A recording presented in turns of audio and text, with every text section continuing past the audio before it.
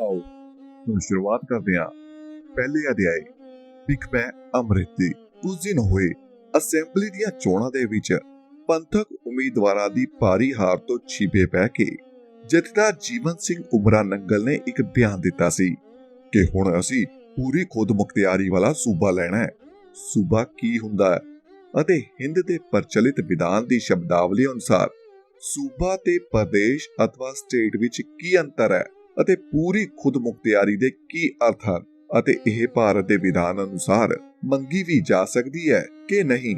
ਇਹ ਬਹਿਸ ਮੈਂ ਸਿੱਖਾਂ ਦੇ ਬੱਚੇ ਸਕਿਆਂ ਨਾਲ ਛੇੜਨ ਦਾ ਕੋਈ ਲਾਭ ਨਹੀਂ ਸਮਝਦਾ, ਪਰ ਪੰਥ ਦੇ ਹਿਤੂ ਅਤੇ ਧਰਮ ਦਾ ਝੰਡਾ ਚੁੱਕਣ ਦੀ ਇੱਛਾ ਵਾਲੇ ਜਿਹੜੇ ਸਿੱਖ ਦਬਕੇ ਹੋਏ ਜਾਂ ਦੜ ਵੱਟੀ ਆਪਣੇ ਘਰਾਂ ਦੇ ਵਿੱਚ ਚੰਗੇ ਸਮੇਂ ਦੀ ਉਡੀਕ ਕਰ ਰਹੇ ਹਨ, ਉਹਨਾਂ ਨਾਲ ਸੂਬਿਆਈ ਖੁਦ ਮੁਖਤਿਆਰੀ ਜਾਂ ਪੂਰੀ ਸੂਬਿਆਈ ਖੁਦ ਮੁਖਤਿਆਰੀ ਬਾਬਤ ਵਿਚਾਰਾਂ ਦੀ ਸਾਂਝ ਕਰਨਾ ਚਾਹੁੰਦਾ, ਤਾਂ ਜੋ ਜਿਸ ਵੇਲੇ ਤੱਕ ਬੁਰਛਾਗਰਦੀ ਅਤੇ ਮਹਿਕੇ ਸੁਰ ਰੁਚੀਆਂ ਦੀ ਪੰਥ ਦੀ ਸਿਆਸਤ ਦੇ ਵਿੱਚ ਪ੍ਰਧਾਨਤਾ ਹੈ, ਉਸ ਸਮੇਂ ਦੇ ਅੰਦਰ ਹੀ ਕਿਤੇ ਸਾਡੇ ਜਰਨੈਲ ਜਥੇਦਾਰ ਖਾਲਸਾ ਪੰਥ ਦੀ ਅਜੀਤ ਸ਼ਕਤੀ ਨੂੰ ਮੂੜ ਮਤ ਅਤੇ ਮੰਦ ਭਾਵਨਾ ਦੇ ਦਰਿਆ ਵਿੱਚ ਨਾ ਰੁੜਵਾ ਦੇਣ, ਜਿਵੇਂ ਜਰਨੈਲ ਤੇਜਾ ਸਿੰਘ ਤੇ ਲਾਲ ਸਿੰਘ ਨੇ 94 ਸਿੱਖ ਰੈਜੀਮੈਂਟਾਂ ਨੂੰ ਸਨ 1845 ਵਿੱਚ ਸਤਲੁਜ ਵਿੱਚ ਡੋਬ ਕੇ ਬਾਹਰ ਮੁਕਾਇਆ ਸੀ। ਹੁਣ ਅਪ੍ਰੈਲ ਦੇ ਦੂਜੇ ਹਫ਼ਤੇ ਸ਼੍ਰੀ ਫਤਿਹ ਸਿੰਘ ਸੰਤ ਦੇ ਲਹਿ ਪਾਲਿਕ ਫਰਜ਼ੰਦ ਜਥੇਦਾਰ ਮੋਹਨ ਸਿੰਘ ਤੂਰ ਦਾ ਬਿਆਨ ਛਪਿਆ ਹੈ ਕਿ ਪੰਜਾਬੀ ਸੂਬਾ ਜੋ ਹੁਣ ਪ੍ਰਾਪਤ ਹੋ ਚੁੱਕਾ ਹੈ, ਇਹੋ ਪੰਥ ਦੀ ਆਖਰੀ ਮੰਗ ਹੈ।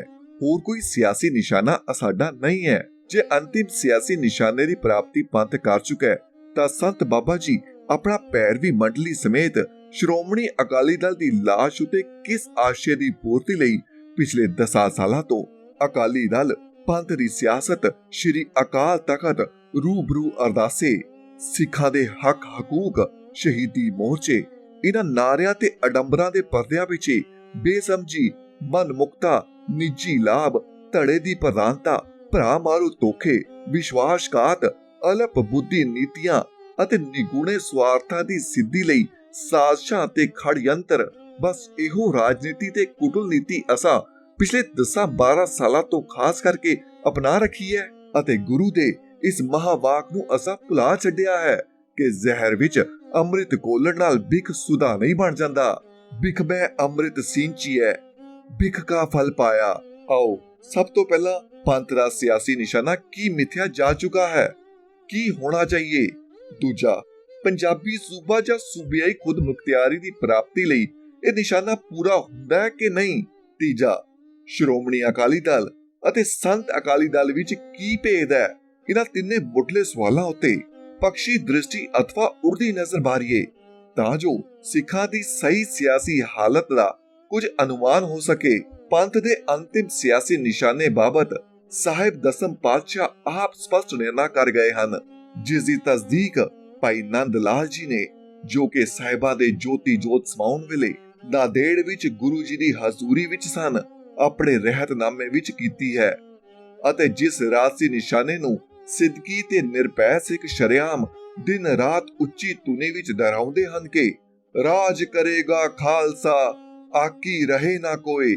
ਅਜੋਕੇ ਪ੍ਰਜਾਤੰਤਰ ਦੇ ਯੁੱਗ ਵਿੱਚ ਹੁਣ ਜਦੋਂ ਸਿੱਖਾਂ ਦੀ ਪਿਤਰੀ ਭੂਮੀ ਦੇ ਖੰਡ ਸਿੱਖ ਹੋਮਲੈਂਡ ਅਤੇ ਸਿੱਖਾਂ ਦੀ ਮਾਤਰ ਭੂਮੀ ਤੇ ਪੁੰਨ ਭੂਮੀ ਭਾਰਤ ਦੇਸ਼ ਅਤੇ ਹਿੰਦ ਮਹਾਦੀਪ ਸੁਤੰਤਰ ਹੋ ਚੁੱਕੇ ਹਨ, ਇਹ ਵਿਚਾਰ ਨਿਸ਼ਚਿਤ ਅਵਸ਼ ਕਰਨਾ ਚਾਹੀਏ ਕਿ ਭਾਰਤ ਖੰਡ ਦੇ ਦੇਸ਼ਾਂ ਪ੍ਰਦੇਸ਼ਾਂ ਦੀ ਰਾਜ ਬਣਤਰ ਅਤੇ ਵਿਧਾਨ ਪੱਧਤੀ ਕਿਸ ਪ੍ਰਕਾਰ ਦੀ ਤੇ ਕਿਹੜੇ ਰੰਗ ਢੰਗ ਦੀ ਹੋਵੇ, ਜਿਸ ਵਿੱਚ ਸਿੱਖ ਜਾਤੀ ਖਾਲਸਾ ਪੰਥ ਰਾਜ ਕਰਨ ਵਾਲਿਆਂ ਦੇ ਨਾਲ ਖਹਿ ਕੇ ਕੁਰਸੀ ਢਾ ਕੇ ਬੈਠੇ। ਪਰ ਇਹ ਫੈਸਲਾ ਜਾਂ ਵਿਚਾਰ ਪ੍ਰਧਾਨੀ ਨਹੀਂ ਮੰਨਿਆ ਜਾ ਸਕਦਾ ਕਿ ਸਿੱਖ ਜਾਤੀ ਤੇ ਖਾਲਸਾ ਪੰਥ ਸਿਆਸੀ ਸਤਾ ਉਤੇ ਵਿਧਾਨਿਕ ਅਤੇ ਵਾਸਤਵਿਕ ਰੂਪ ਦੇ ਵਿੱਚ ਮਾਨਤਾ ਹੀ ਨਾ ਦਿੱਤੀ ਜਾਵੇ ਅਤੇ ਸੈਕੂਲਰਿਜ਼ਮ, ਸੋਸ਼ਲਿਜ਼ਮ, ਪੰਚਾਇਤਵਾਦ ਆਦਿ ਪੰਬਲ ਪੂਸਿਆਂ ਵਿੱਚ ਪਾ ਕੇ ਸਾਹਿਬ ਦਸਮ ਪਾਤਸ਼ਾਹ ਦੇ ਅਕਾਲ ਪੁਰਖ ਦੇ ਹੁਕਮ ਨਾਲ ਚਲਾਏ ਹੋਏ ਖਾਲਸਾ ਪੰਥ ਨੂੰ ਇੱਕ ਰਾਜਸੀ ਵਿਅਕਤੀ ਤੇ ਸਿਆਸੀ ਇਕਾਈ ਦੇ ਰੂਪ ਵਿੱਚ ਲਵਾਰਿਸ ਅਤੇ ਬੇਦਖਲ ਕਰ ਦਿੱਤਾ ਜਾਵੇ। ਜਿਹੜੀ ਸ਼ਕਤੀ ਤੇ ਜਿਹੜਾ ਵਿਅਕਤੀ ਅਜਿਹੇ ਖੜਯੰਤਰ ਰਚਦੀ ਹੈ ਜਾਂ ਅਜਿਹੇ ਦਾਅਵੇ ਕਰਦੀ ਹੈ ਜਾਂ ਅਜਿਹੇ ਦਾਅਵਿਆਂ ਤੇ ਖੜਯੰਤਰ ਨੂੰ ਮਾਨਤਾ ਜਾਂ ਸ਼ੈ ਦਿੰਦੀ ਹੈ, ਉਹ ਪੰਥ ਲਈ ਸ਼ਤਰੂ ਭਾਵ ਹੀ ਰੱਖਦੀ ਕਹਿਣੀ ਚਾਹੀਏ। ਸਿੱਖਾਂ ਅਤੇ ਪੰਥ ਦੀ ਮਿੱਤਰ ਕਦਾਚਿਤ ਨਹੀਂ। ਇਹੋ ਮੁੱਢਲੀ ਅਤੇ ਸਿਧਾਂਤਕ ਸਮੱਸਿਆ ਸਿੱਖ ਸਿਆਸਤ ਦੀ ਹੈ, ਜਿਹੜੀ ਉਗਰ ਰੂਪ ਵਿੱਚ ਸਨ 1930 ਤੋਂ ਲੈ ਕੇ ਜਦੋਂ ਕਾਂਗਰਸ ਨੇ ਲਾਹੌਰ ਦੇ ਵਿੱਚ ਪੂਰਨ ਪ੍ਰਭੂਸੱਤਾ ਪ੍ਰਾਪਤ ਸੁਤੰਤਰਤਾ ਦਾ ਮਤਾ ਪਾਸ ਕੀਤਾ ਸੀ, ਅੱਜ ਤੱਕ ਚਲੀ ਆਉਂਦੀ ਹੈ, ਅਤੇ ਜਿਸ ਸਮੱਸਿਆ ਨੂੰ ਬੇਸਮਝੀ ਕਾਰਨ ਕੂਟਨੀਤੀ ਦੇ ਆਧਾਰ ਉਤੇ ਦਵੈਸ਼ ਰੁਚੀਆਂ ਤੋਂ ਪ੍ਰੇਰਿਤ ਹੋ ਕੇ ਜਾਂ ਕਾਇਰਤਾ ਅਤੇ ਪੰਥ ਨਾਲ ਗੈਰਸਾਲੀ ਦੀ ਵਜ੍ਹਾ ਕਰਕੇ ਅਸਿੱਖ ਸਿਆਸਤਦਾਨ ਤੇ ਰਾਜਸੀ ਨੇਤਾ ਅਤੇ ਸਿੱਖ ਆਪ ਉਧਰੇ ਲੀਡਰ ਕਿਸਮ ਦੇ ਲੋਕ ਕੁਚਲਾਉਣ ਜਾਂ ਪਨਰਸ਼ ਕਰਨ ਦਾ ਕੁਕਰਮ ਕਰ ਰਹੇ ਹਨ। ਸਹੀ ਸਵਾਲ ਇਹ ਨਹੀਂ ਕਿ ਕਿਵੇਂ ਸਿੱਖਾਂ ਨੂੰ ਗੁੰਮਰਾਹ ਕਰਕੇ ਪੰਬਲ ਪੂਸਿਆਂ ਵਿੱਚ ਪਾ ਕੇ, ਡਰਾ ਧਮਕਾ ਕੇ, ਲਾਲਚ ਦੇ ਕੇ, ਸਰਕਾਰੀ ਬਖਸ਼ਿਸ਼ਾਂ ਕਰਕੇ ਜਾਂ ਬੇਇਨਸਾਫੀਆਂ ਅਤੇ ਅਨਿਆਂ ਦੀ ਹਿੱਕ ਤੇ ਧੱਕੇ ਨਾਲ ਕਰਕੇ ਪੰਥ ਦੇ ਨਿਸ਼ਚਿਤ ਸਿਆਸੀ ਨਿਸ਼ਾਨੇ ਤੋਂ ਬੇਦਾਵਾ ਦਵਾਇਆ ਜਾਵੇ।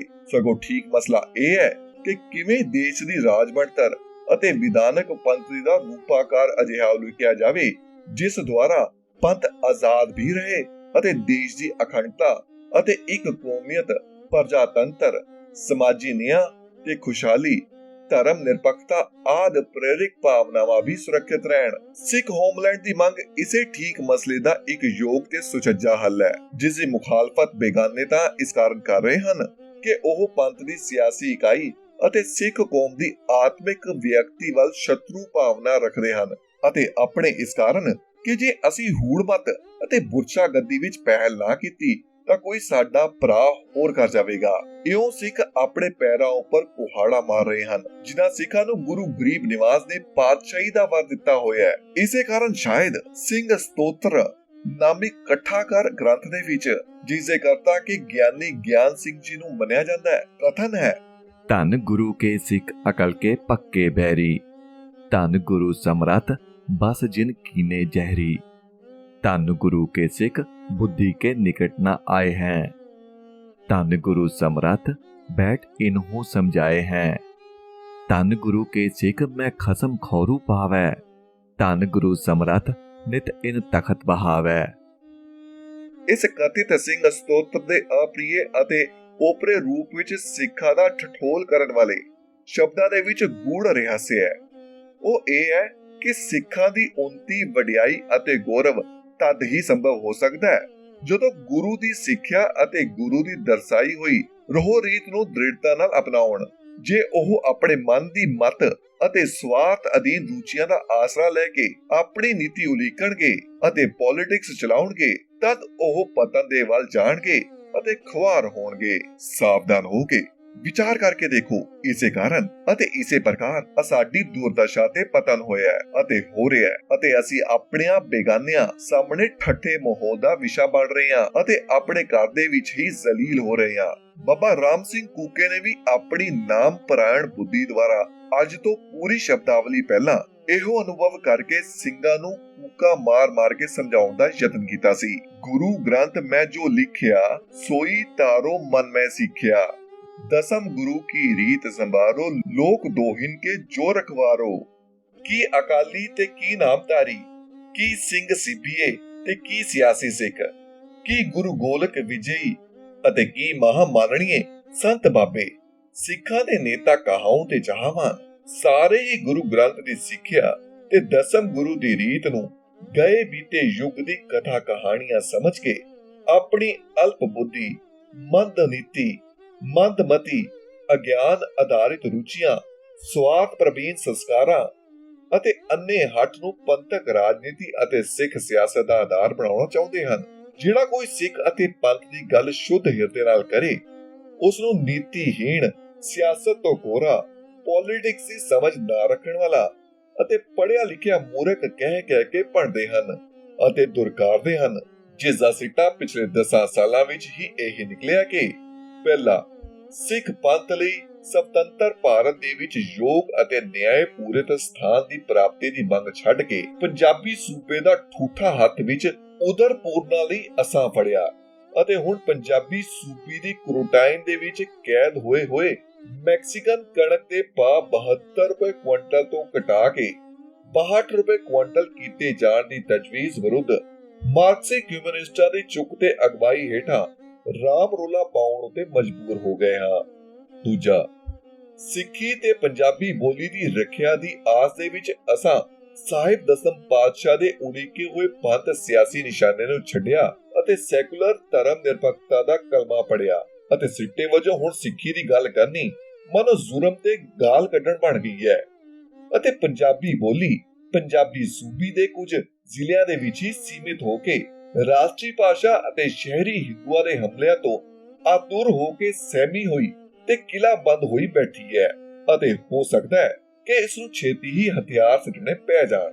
ਤੀਜਾ, ਅਸਾਂ ਹਿੰਦੂ ਸਿੱਖ ਏਕਤਾ ਦਾ ਝੰਡਾ ਹਿੰਦੂ ਫਿਰਕਿਆਂ ਤੋਂ ਭੈਭੀਤ ਹੋ ਕੇ ਕਾਇਰਾਂ ਵਾਂਗ ਪੰਥਕ ਝੰਡੇ ਨੂੰ ਤਿਆਗ ਕੇ ਫੜਿਆ ਅਤੇ ਨਤੀਜਾ ਇਹ ਹੈ ਕਿ ਅੱਜ ਇੱਕ ਹਿੰਦੂ ਕਿਸੇ ਪੰਥਕ ਸਿੱਖ ਨੂੰ ਵੋਟ ਪਾਉਣ ਲਈ ਤਿਆਰ ਨਹੀਂ, ਕਾਲੇ ਚੋਰ ਨੂੰ ਭਾਵੇਂ ਪਾ ਦੇਵੇ।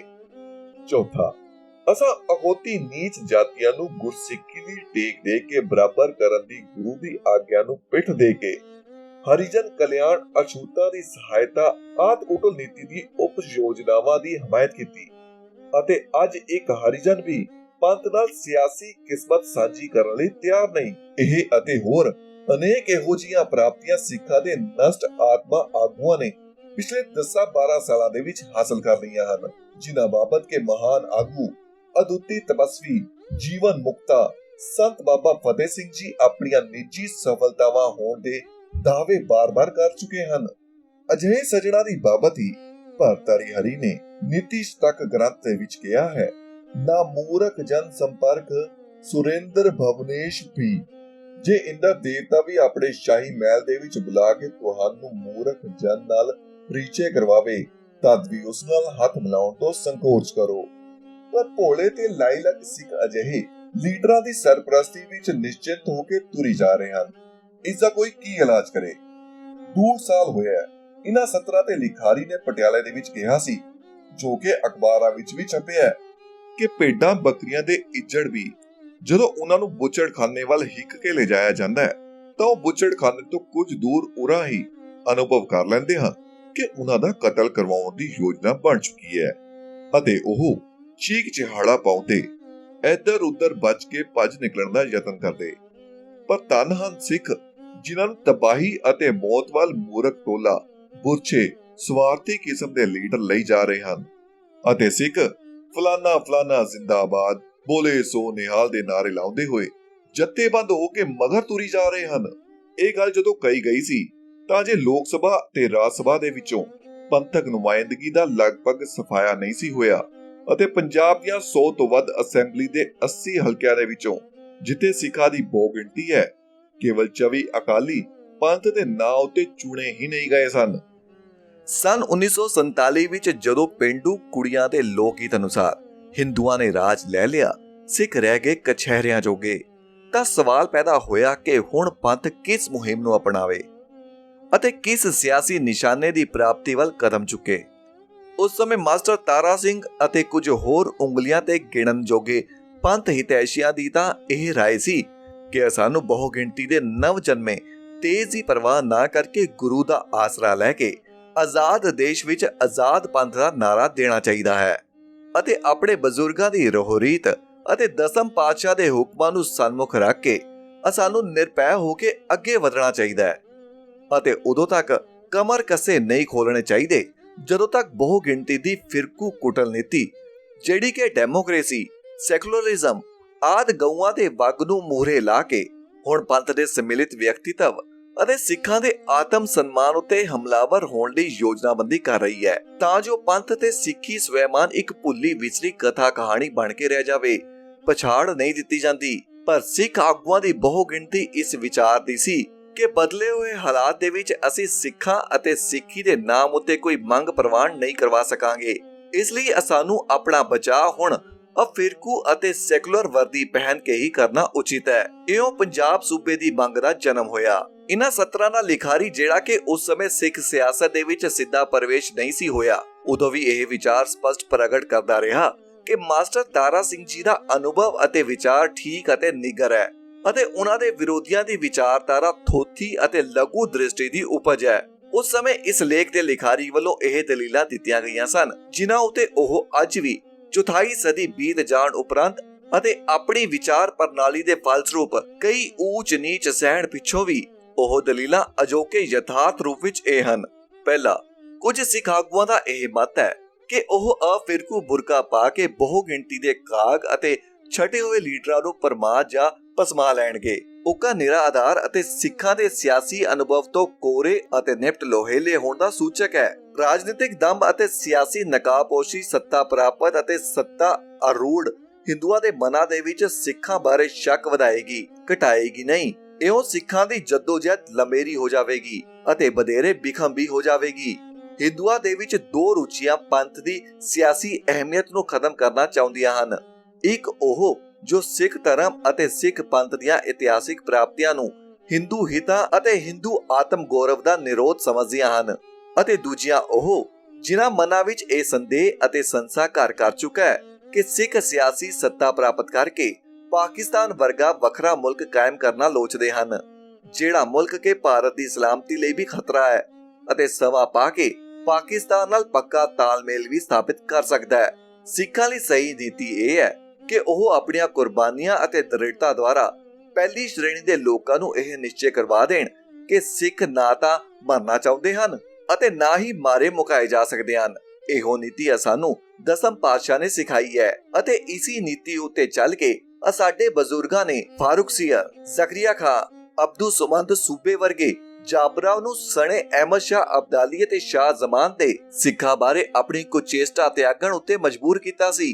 ਦੂਜੀ ਸ਼੍ਰੇਣੀ ਦੇ ਹਿੰਦੂ ਲੀਡਰ, ਜਿਨ੍ਹਾਂ ਵਿੱਚ ਮੈਂ ਜਵਾਹਰ ਲਾਲ ਨਹਿਰੂ ਅਤੇ ਉਹਨਾਂ ਦੀ ਸੁਪੁੱਤਰੀ ਨੂੰ ਗਿਣਦਾ ਰਿਹਾ ਹਾਂ, ਅਤੇ ਜਿਨ੍ਹਾਂ ਵਰਗੇ ਅਨੇਕਾਂ ਸੱਜਣ ਪੁਰਸ਼ ਅੱਜ ਵੀ ਬਹੁ ਗਿਣਤੀ ਦੇ ਆਗੂਆਂ ਵਿੱਚ ਮੌਜੂਦ ਹਨ, ਸਾਡੇ ਪੱਕੇ ਸ਼ਤਰੂ ਅਤੇ ਅਮਿੱਤਰ ਨਹੀਂ, ਸਗੋਂ ਅਸੀਂ ਉਹਨਾਂ ਨੂੰ ਯੋਗ ਨੀਤੀ ਅਪਣਾ ਕੇ ਪੰਥ ਦੇ ਹਮਾਇਤੀ ਅਤੇ ਸਖਾ ਸਹਾਇਕ ਦੀਵਾਨ ਕੋੜਾਮਲ ਵਰਗੇ ਬਣਾ ਸਕਦੇ ਹਾਂ। ਲੋੜ ਇਸ ਗੱਲ ਦੀ ਹੈ ਕਿ ਅਸੀਂ ਉਹਨਾਂ ਨਾਲ ਸੰਜੀਦਗੀ ਨਾਲ ਸੰਪਰਕ ਪੈਦਾ ਕਰੀਏ ਤਾਂ ਜੋ ਉਹਨਾਂ ਨੂੰ ਵਿਸ਼ਵਾਸ ਹੋ ਜਾਵੇ ਕਿ ਸਿੱਖ ਜੇ ਭਾਰਤ ਦੇ ਉੱਤਰ ਪੱਛਮ ਖੇਤਰ ਦੇ ਵਿੱਚ ਸਿੱਖ ਪੰਥ ਦੇ ਵਿਅਕਤੀਤਵ ਦੀ ਵਿਧਾਨਿਕ ਰੱਖਿਆ ਲਈ ਲੜਦੇ ਹਨ ਅਤੇ ਸਿੱਖੀ ਕੀਮਤਾਂ ਨੂੰ ਸੁਰੱਖਿਅਤ ਕਰਨਾ ਲੋਚਦੇ ਹਨ, ਤਾਂ ਉਹਨਾਂ ਦੀ ਸ਼ੁੱਧ ਮਨੋਕਾਮਨਾ ਇਹ ਹੈ ਕਿ ਦੇਸ਼ ਦੀ ਅਖੰਡਤਾ ਕਾਇਮ ਰਹੇ, ਇਸ ਦੀਆਂ ਸਾਂਸਕ੍ਰਿਤਿਕ ਨੀਹਾਂ ਪੱਕੀਆਂ ਰਹਿਣ, ਇਸ ਦੇਸ਼ ਦੀ ਭਾਰਤੀ ਕੌਮ ਸਫਲ ਹੋਵੇ ਅਤੇ ਦੇਸ਼ ਦੇ ਵਿੱਚ ਪ੍ਰਜਾਤੰਤਰ, ਧਰਮ ਨਿਰਪੇਖਤਾ, ਦਰਿਦਰ ਨਿਰੋਧ, ਜਿਸ ਨੂੰ ਕਿ ਸੈਕੂਲਰਿਜ਼ਮ ਅਤੇ ਗਰੀਬੀ ਹਟਾਓ ਵੀ ਕਿਹਾ ਜਾਂਦਾ ਹੈ, ਦੇਸ਼ ਦੀ ਰਾਜ ਬਣਤਰ ਤੇ ਵਿਕਾਸ ਦਾ ਆਧਾਰ ਬਣੇ ਰਹਿਣ। ਸਿੱਖ ਇਹਨਾਂ ਮਨੋਰਥਾਂ ਦੀ ਪੂਰਤੀ ਲਈ ਭਰਪੂਰ ਅਤੇ ਮਹੱਤਵਪੂਰਨ ਸਹਿਯੋਗ ਦੇਣਾ ਲੋਚਦੇ ਹਨ, ਰੁਕਾਵਟ ਨਹੀਂ ਬਣਨਾ ਚਾਹੁੰਦੇ। ਹਿੰਦੂ ਲੀਡਰਾਂ ਦਾ ਇਹੋ ਭਰੋਸਾ ਜਿੱਤਣ ਨਾਲ ਹੀ ਬਦਲੇ ਹੋਏ ਹਾਲਾਤ ਦੇ ਵਿੱਚ ਸਿੱਖ ਕਾਮਯਾਬ ਹੋ ਸਕਦੇ ਹਨ, ਨਹੀਂ ਤਾਂ ਆਪਣੇ ਲਈ ਨਵੀਆਂ ਔਕੜਾਂ ਪੈਦਾ ਕਰ ਲੈਣਗੇ ਅਤੇ ਕਰਦੇ ਰਹਿਣਗੇ। ਪ੍ਰਾਪਤੀ ਕੋਈ ਨਹੀਂ ਹੋਣੀ। ਜਿਹੜੇ ਗ੍ਰਾਮੀਣ ਬੁੱਧੀ ਵਾਲੇ ਸਿੱਖ ਇਸ ਭੁਲੇਖੇ ਵਿੱਚ ਹਨ ਕਿ ਉਹ ਚਲਾਕੀ ਨਾਲ ਬਹੁ ਗਿਣਤੀ ਦੇ ਸੱਤਾਧਾਰੀ ਆਗੂਆਂ ਦੇ ਕੋਲ ਕੁਝ ਪ੍ਰਾਪਤ ਕਰ ਲੈਣਗੇ, ਉਹਨਾਂ ਨੂੰ ਇਹੋ ਕਿਹਾ ਜਾ ਸਕਦਾ ਹੈ ਕਿ ਉਹ ਦਿਨ ਡੁੱਬਾ ਜਦੋਂ ਘੋੜੀ ਚੜਿਆ ਕੁੱਬਾ। ਦੂਜਾ, ਕਿਸੇ ਜਾਤੀ ਜਾਂ ਕੌਮ ਦੀ ਸਿਆਸੀ ਆਕਾਂਸ਼ਾ ਅਤੇ ਰਾਜਨੀਤਿਕ ਮੰਜ਼ਲ ਕਿਸੇ ਸੰਤ ਬਾਬੇ ਨੂੰ ਤਿਕਾਰ ਦੇ ਕੇ ਜਾਂ ਕਿਸੇ ਧੜੇ ਜਾਂ ਜੁੰਡਲੀ ਦੇ ਆਪੋ ਵਿੱਚ ਕੁਸਰ ਮੁਸਰ ਕਰਕੇ ਮਿੱਥੀ ਨਹੀਂ ਜਾ ਸਕਦੀ ਅਤੇ ਨਾ ਹੀ ਮਿਥਣੀ ਚਾਹੀਏ। ਰਾਜਨੀਤਿਕ ਨਿਸ਼ਾਨਿਆਂ ਦੇ ਧਰੂਵੇ ਅਤੇ ਰੂਪਾਕਾਰ ਹਮੇਸ਼ਾ ਉਹ ਜਾਤੀ ਜਾਂ ਕੌਮ ਦੇ ਜੀਵਨ ਸਿਧਾਂਤਾਂ, ਤਾਰੀਖੀ ਵਿਕਾਸ ਅਤੇ ਵਰਤਮਾਨ ਵਾਤਾਵਰਣ ਨੂੰ ਆਧਾਰ ਬਣਾ ਕੇ ਹੀ ਉਲੀਕੇ ਜਾ ਸਕਦੇ ਹਨ। ਇਸ ਲਈ ਇਹ ਨਿਸ਼ਾਨਾ ਹੈ ਕਿ ਖਾਲਸਾ ਇੱਕ ਸਿਆਸੀ ਇਕਾਈ ਹੈ। ਇਸ ਨੂੰ ਫਰਦਨ ਵੋਟਰਾਂ ਦੇ ਵਿੱਚ ਰਾਜਨੀਤਿਕ ਕਾਰਜਕ੍ਰਮ ਲਈ ਨਿਬੇੜਿਆ ਨਹੀਂ ਜਾ ਸਕਦਾ ਅਤੇ ਦੇਸ਼ ਦਾ ਵਿਧਾਨ ਜੇ ਅਜਿਹਾ ਕਰੇ ਤਾਂ ਉਹ ਸਿੱਖਾਂ ਨਾਲ ਬੁਨਿਆਦੀ ਅਨਿਆਏ ਹੈ। ਰਾਜ ਬਣਤਰ ਅਤੇ ਵਿਧਾਨ ਦੀ ਕੋਈ ਰੂਪਰੇਖਾ ਹੋਵੇ, ਉਸ ਵਿੱਚ ਇਹ ਸਪਸ਼ਟ ਪ੍ਰਵਾਨ ਹੋਣਾ ਚਾਹੀਏ ਕਿ ਸਿੱਖੀ ਅਤੇ ਸਿੱਖ ਪੰਥ ਦੇ ਕੁਝ ਵਿਸ਼ੇਸ਼ ਤੇ ਵਿਲੋਕਤੇ ਲੋੜਾਂ ਅਧਿਕਾਰ ਹਨ, ਜਿਨ੍ਹਾਂ ਦਾ ਸਮਰਥਨ ਅਵਸ਼ ਹੋਣਾ ਚਾਹੀਏ। ਕਿਵੇਂ ਅਤੇ ਕਿਸੇ ਰੂਪ ਦੇ ਵਿੱਚ ਵੀ ਸਿੱਖਾਂ ਨੂੰ ਬਤੌਰ ਜਥੇਬੰਦ ਜਾਤੀ ਦੇ ਉਹਨਾਂ ਦੇ ਹਮਸਾਇਆਂ ਨਾਲੋਂ ਹੀਣਾ ਸਥਾਨ ਤੇ ਦਰਜਾ ਨਹੀਂ ਦਿੱਤਾ ਜਾ ਸਕਦਾ। ਕਾਂਗਰਸ ਦੇ ਹਿੰਦੂ ਨੇਤਾ ਵਿਧਾਨ ਨਿਰਮਿਤ ਕਰਨ ਸਮੇਂ ਸਿੱਖ ਕੌਮ ਦੀ ਸਹਿਮਤੀ ਅਤੇ ਸੱਚੀ ਪ੍ਰਸ਼ੰਸਾ ਲੈਣ ਲਈ ਵਚਨਬੱਧ ਸਨ ਤੇ ਹਨ, ਅਤੇ ਜਮਨਾ ਤੇ ਘੱਗਰ ਤੋਂ ਲੈ ਕੇ ਵਾਹਗੇ ਤੱਕ ਸੀਮਿਤ ਹੋ ਕੇ ਭਾਰਤ ਵਿੱਚ ਰਹਿ ਚੁੱਕਾ ਪੰਜਾਬ ਸਿੱਖਾਂ ਦੀ ਬਚੀ ਕੁਚੀ ਇਤਿਹਾਸਿਕ ਪ੍ਰਿਥੀ ਭੂਮੀ ਅਥਵਾ ਸਿੱਖ ਹੋਮਲੈਂਡ ਹੈ, ਜਿਸ ਨਾਲ ਸਿੱਖਾਂ ਦਾ ਤਾਰੀਖੀ ਗੌਰਵ ਸੰਬੰਧਿਤ ਹੈ। ਅਤੇ ਇਸ ਤੱਥ ਦੇ ਆਧਾਰ ਉੱਤੇ ਹੀ ਅੰਗਰੇਜ਼ਾਂ ਨੇ ਹਿੰਦੁਸਤਾਨ ਆਜ਼ਾਦੀ ਪ੍ਰਦਾਨ ਕਰਨ ਵੇਲੇ ਸਿੱਖਾਂ ਨੂੰ ਦੇਸ਼ ਦੀ ਸੰਪੂਰਨ ਸੰਪੰਨ ਪ੍ਰਭੂਸੱਤਾ ਦਾ ਤੀਜਾ ਵਾਰਿਸ ਹਿੰਦੂ ਮੁਸਲਮਾਨਾਂ ਦੇ ਨਾਲ ਪ੍ਰਵਾਨ ਕੀਤਾ ਸੀ, ਜਿਹੜਾ ਹੱਕ ਕੇ ਕਿਸੇ ਕੂਟਲ ਨੀਤੀ ਜਾਂ ਰੋਲ ਕਚੋਲ ਬਚਾ ਕੇ ਵਿਨਾਸ਼ ਨਹੀਂ ਕੀਤਾ ਜਾ ਸਕਦਾ। ਸਿੱਖਾਂ ਦਾ ਸਿਆਸੀ ਨਿਸ਼ਾਨਾ ਇਹਨਾਂ ਪੰਜਾਂ ਤੱਥਾਂ ਨੂੰ ਮੂਰੇ ਰੱਖ ਕੇ ਅਤੇ ਪ੍ਰਵਾਨ ਕਰਕੇ ਹੀ ਮਿਥਣਾ ਯੋਗ ਹੈ। ਐਵੇਂ ਹੂੜ ਮਤ ਦੁਆਰਾ ਮਿੱਥਿਆ ਹੋਇਆ ਨਿਸ਼ਾਨਾ ਪੰਥ ਦੀ ਬਹੁਤ ਹਾਨੀ ਕਰੇਗਾ ਅਤੇ ਦੇਸ਼ ਲਈ ਵੀ ਲਾਹੇਵੰਦ ਨਹੀਂ।